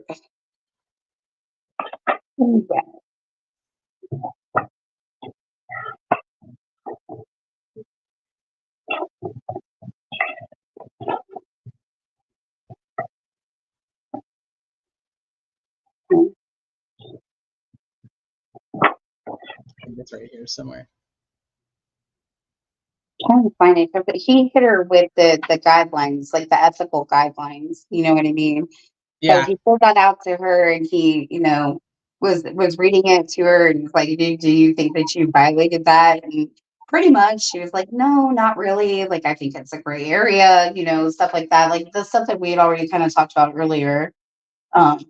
So yeah, that's pretty much what that was like. And so he also pointed out that there was like an addendum, like it was okay. So there was some sort of a lawsuit that was brought against the Indiana Department of Corrections that was overseen by a Judge Crater. It had to do with 2016, right? um, The one from 2016. yeah. And so in that lawsuit, they were forced to update the policies so that they could implement the changes from that lawsuit that they were required to implement over. Um, and the way that she like described stuff today was so. It was a lot. There was a lot. I mean, just like listening to the few people that I have that were in the courtroom, it seems like it was heavy. It was heavy with information today. So, I mean, just It was like her little section is like super duper thick. I can like go over the rest of it tomorrow if you want, or like send you the screenshots of or my notes so that you can go to look bed. at Yeah, it or you gotta go whatever. to bed. I know you do. I know you got to get some. You got to get some sleep. Definitely. So thank you for having me, and No, my I gosh, thank appreciate you. you. No, your husband, I appreciate him letting you come on and sharing all of this info with us because we wouldn't have it without you. So Well, we thank appreciate you. and we appreciate him. Definitely. I'll let him know. You guys have a great night. Thank you. All All right, I'll talk to you later, honey. right. Bye. Bye. All right, you guys. It does. It just seems like today was filled with just a lot of info. I was telling Sleepy, I'm like, we got to get these transcripts. I'm almost at the point where I feel like these, if we only get, if we start with like one and then keep working our way towards the other ones, like I feel like today might actually be the one we have to start with because it was just so bogged down with info. And like I said, everybody that I talked to that was there or listened to that was there, they all said the same thing, that it was going very quickly, and some things they couldn't get or they couldn't hear, and it kind of is what it is. And I mean, and those ladies, they've been going hardcore. We will get it after trial. She's actually really quick with the transcripts. So I mean, I shouldn't say really quick because it does still take weeks, but I mean, these are a lot to prepare. So I don't, but she's always been very timely with me, and so I appreciate her, and so we'll see what we can do. We're obviously we hope that the attorneys request it for themselves first because then it becomes cheaper for us on this side. So, but this one I just feel like I also feel like because there's a lot of medical stuff that some people that are listening don't, it's hard to even understand what they're saying if you don't know the stuff about the medical situation. You know what I mean? Like you're trying to absorb and trying to take notes and trying to understand the testimony. It's a lot. So my heartfelt appreciation goes out to all of these people who are sitting in line, sitting in the courtroom, whether we agree on his guilt or innocence or not. I ultimately agree. Yeah, I know, Sleepy. I know. I got you. We'll get him. We'll get it done. What about a straight razor like Brad Holder takes photos of and posts on Facebook? That's a good question too. Good question too. But I'm telling you, they were looking for some very specialized knives back at the beginning. Maybe they brought into that. I don't know. Somebody in the equation was an asshole. But we'll be back tomorrow. After tomorrow is motion in limine. So it is going to have a lot to do with third party, what can and cannot be brought up, how it can and cannot be brought up, with which I think is actually more imperative is how.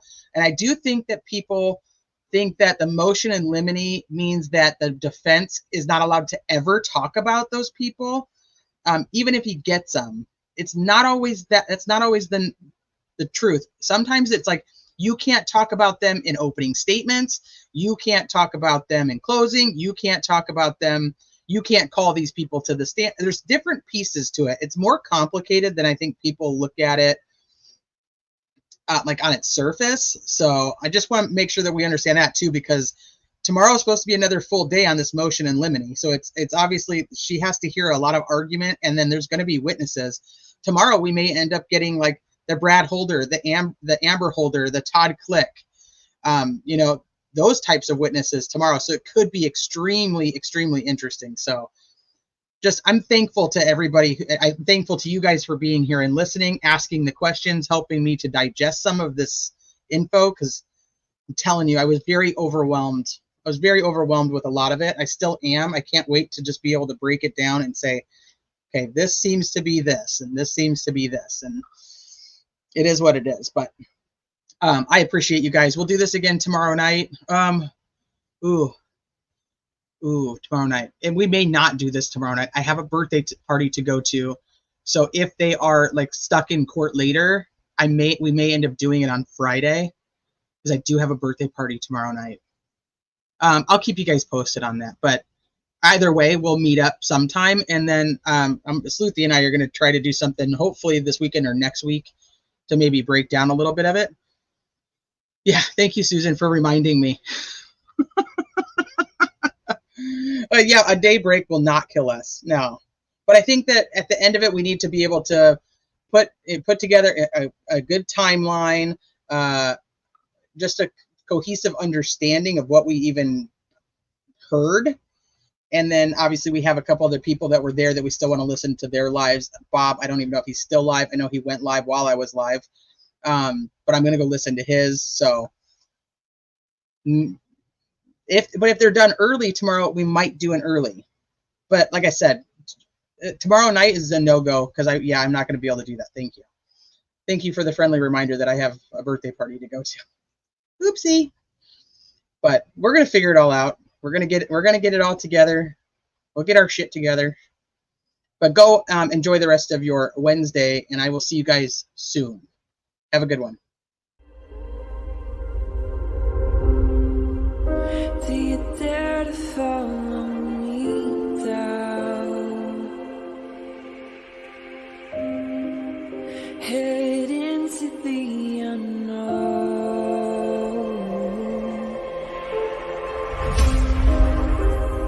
Down the rabbit hole. Where it stops, no one knows. We're going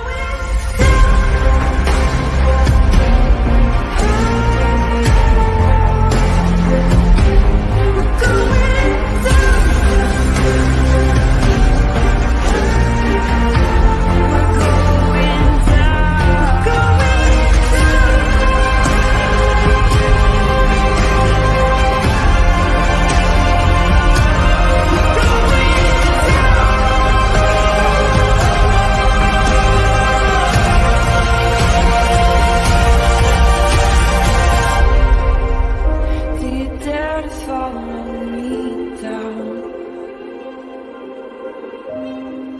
Head into the unknown.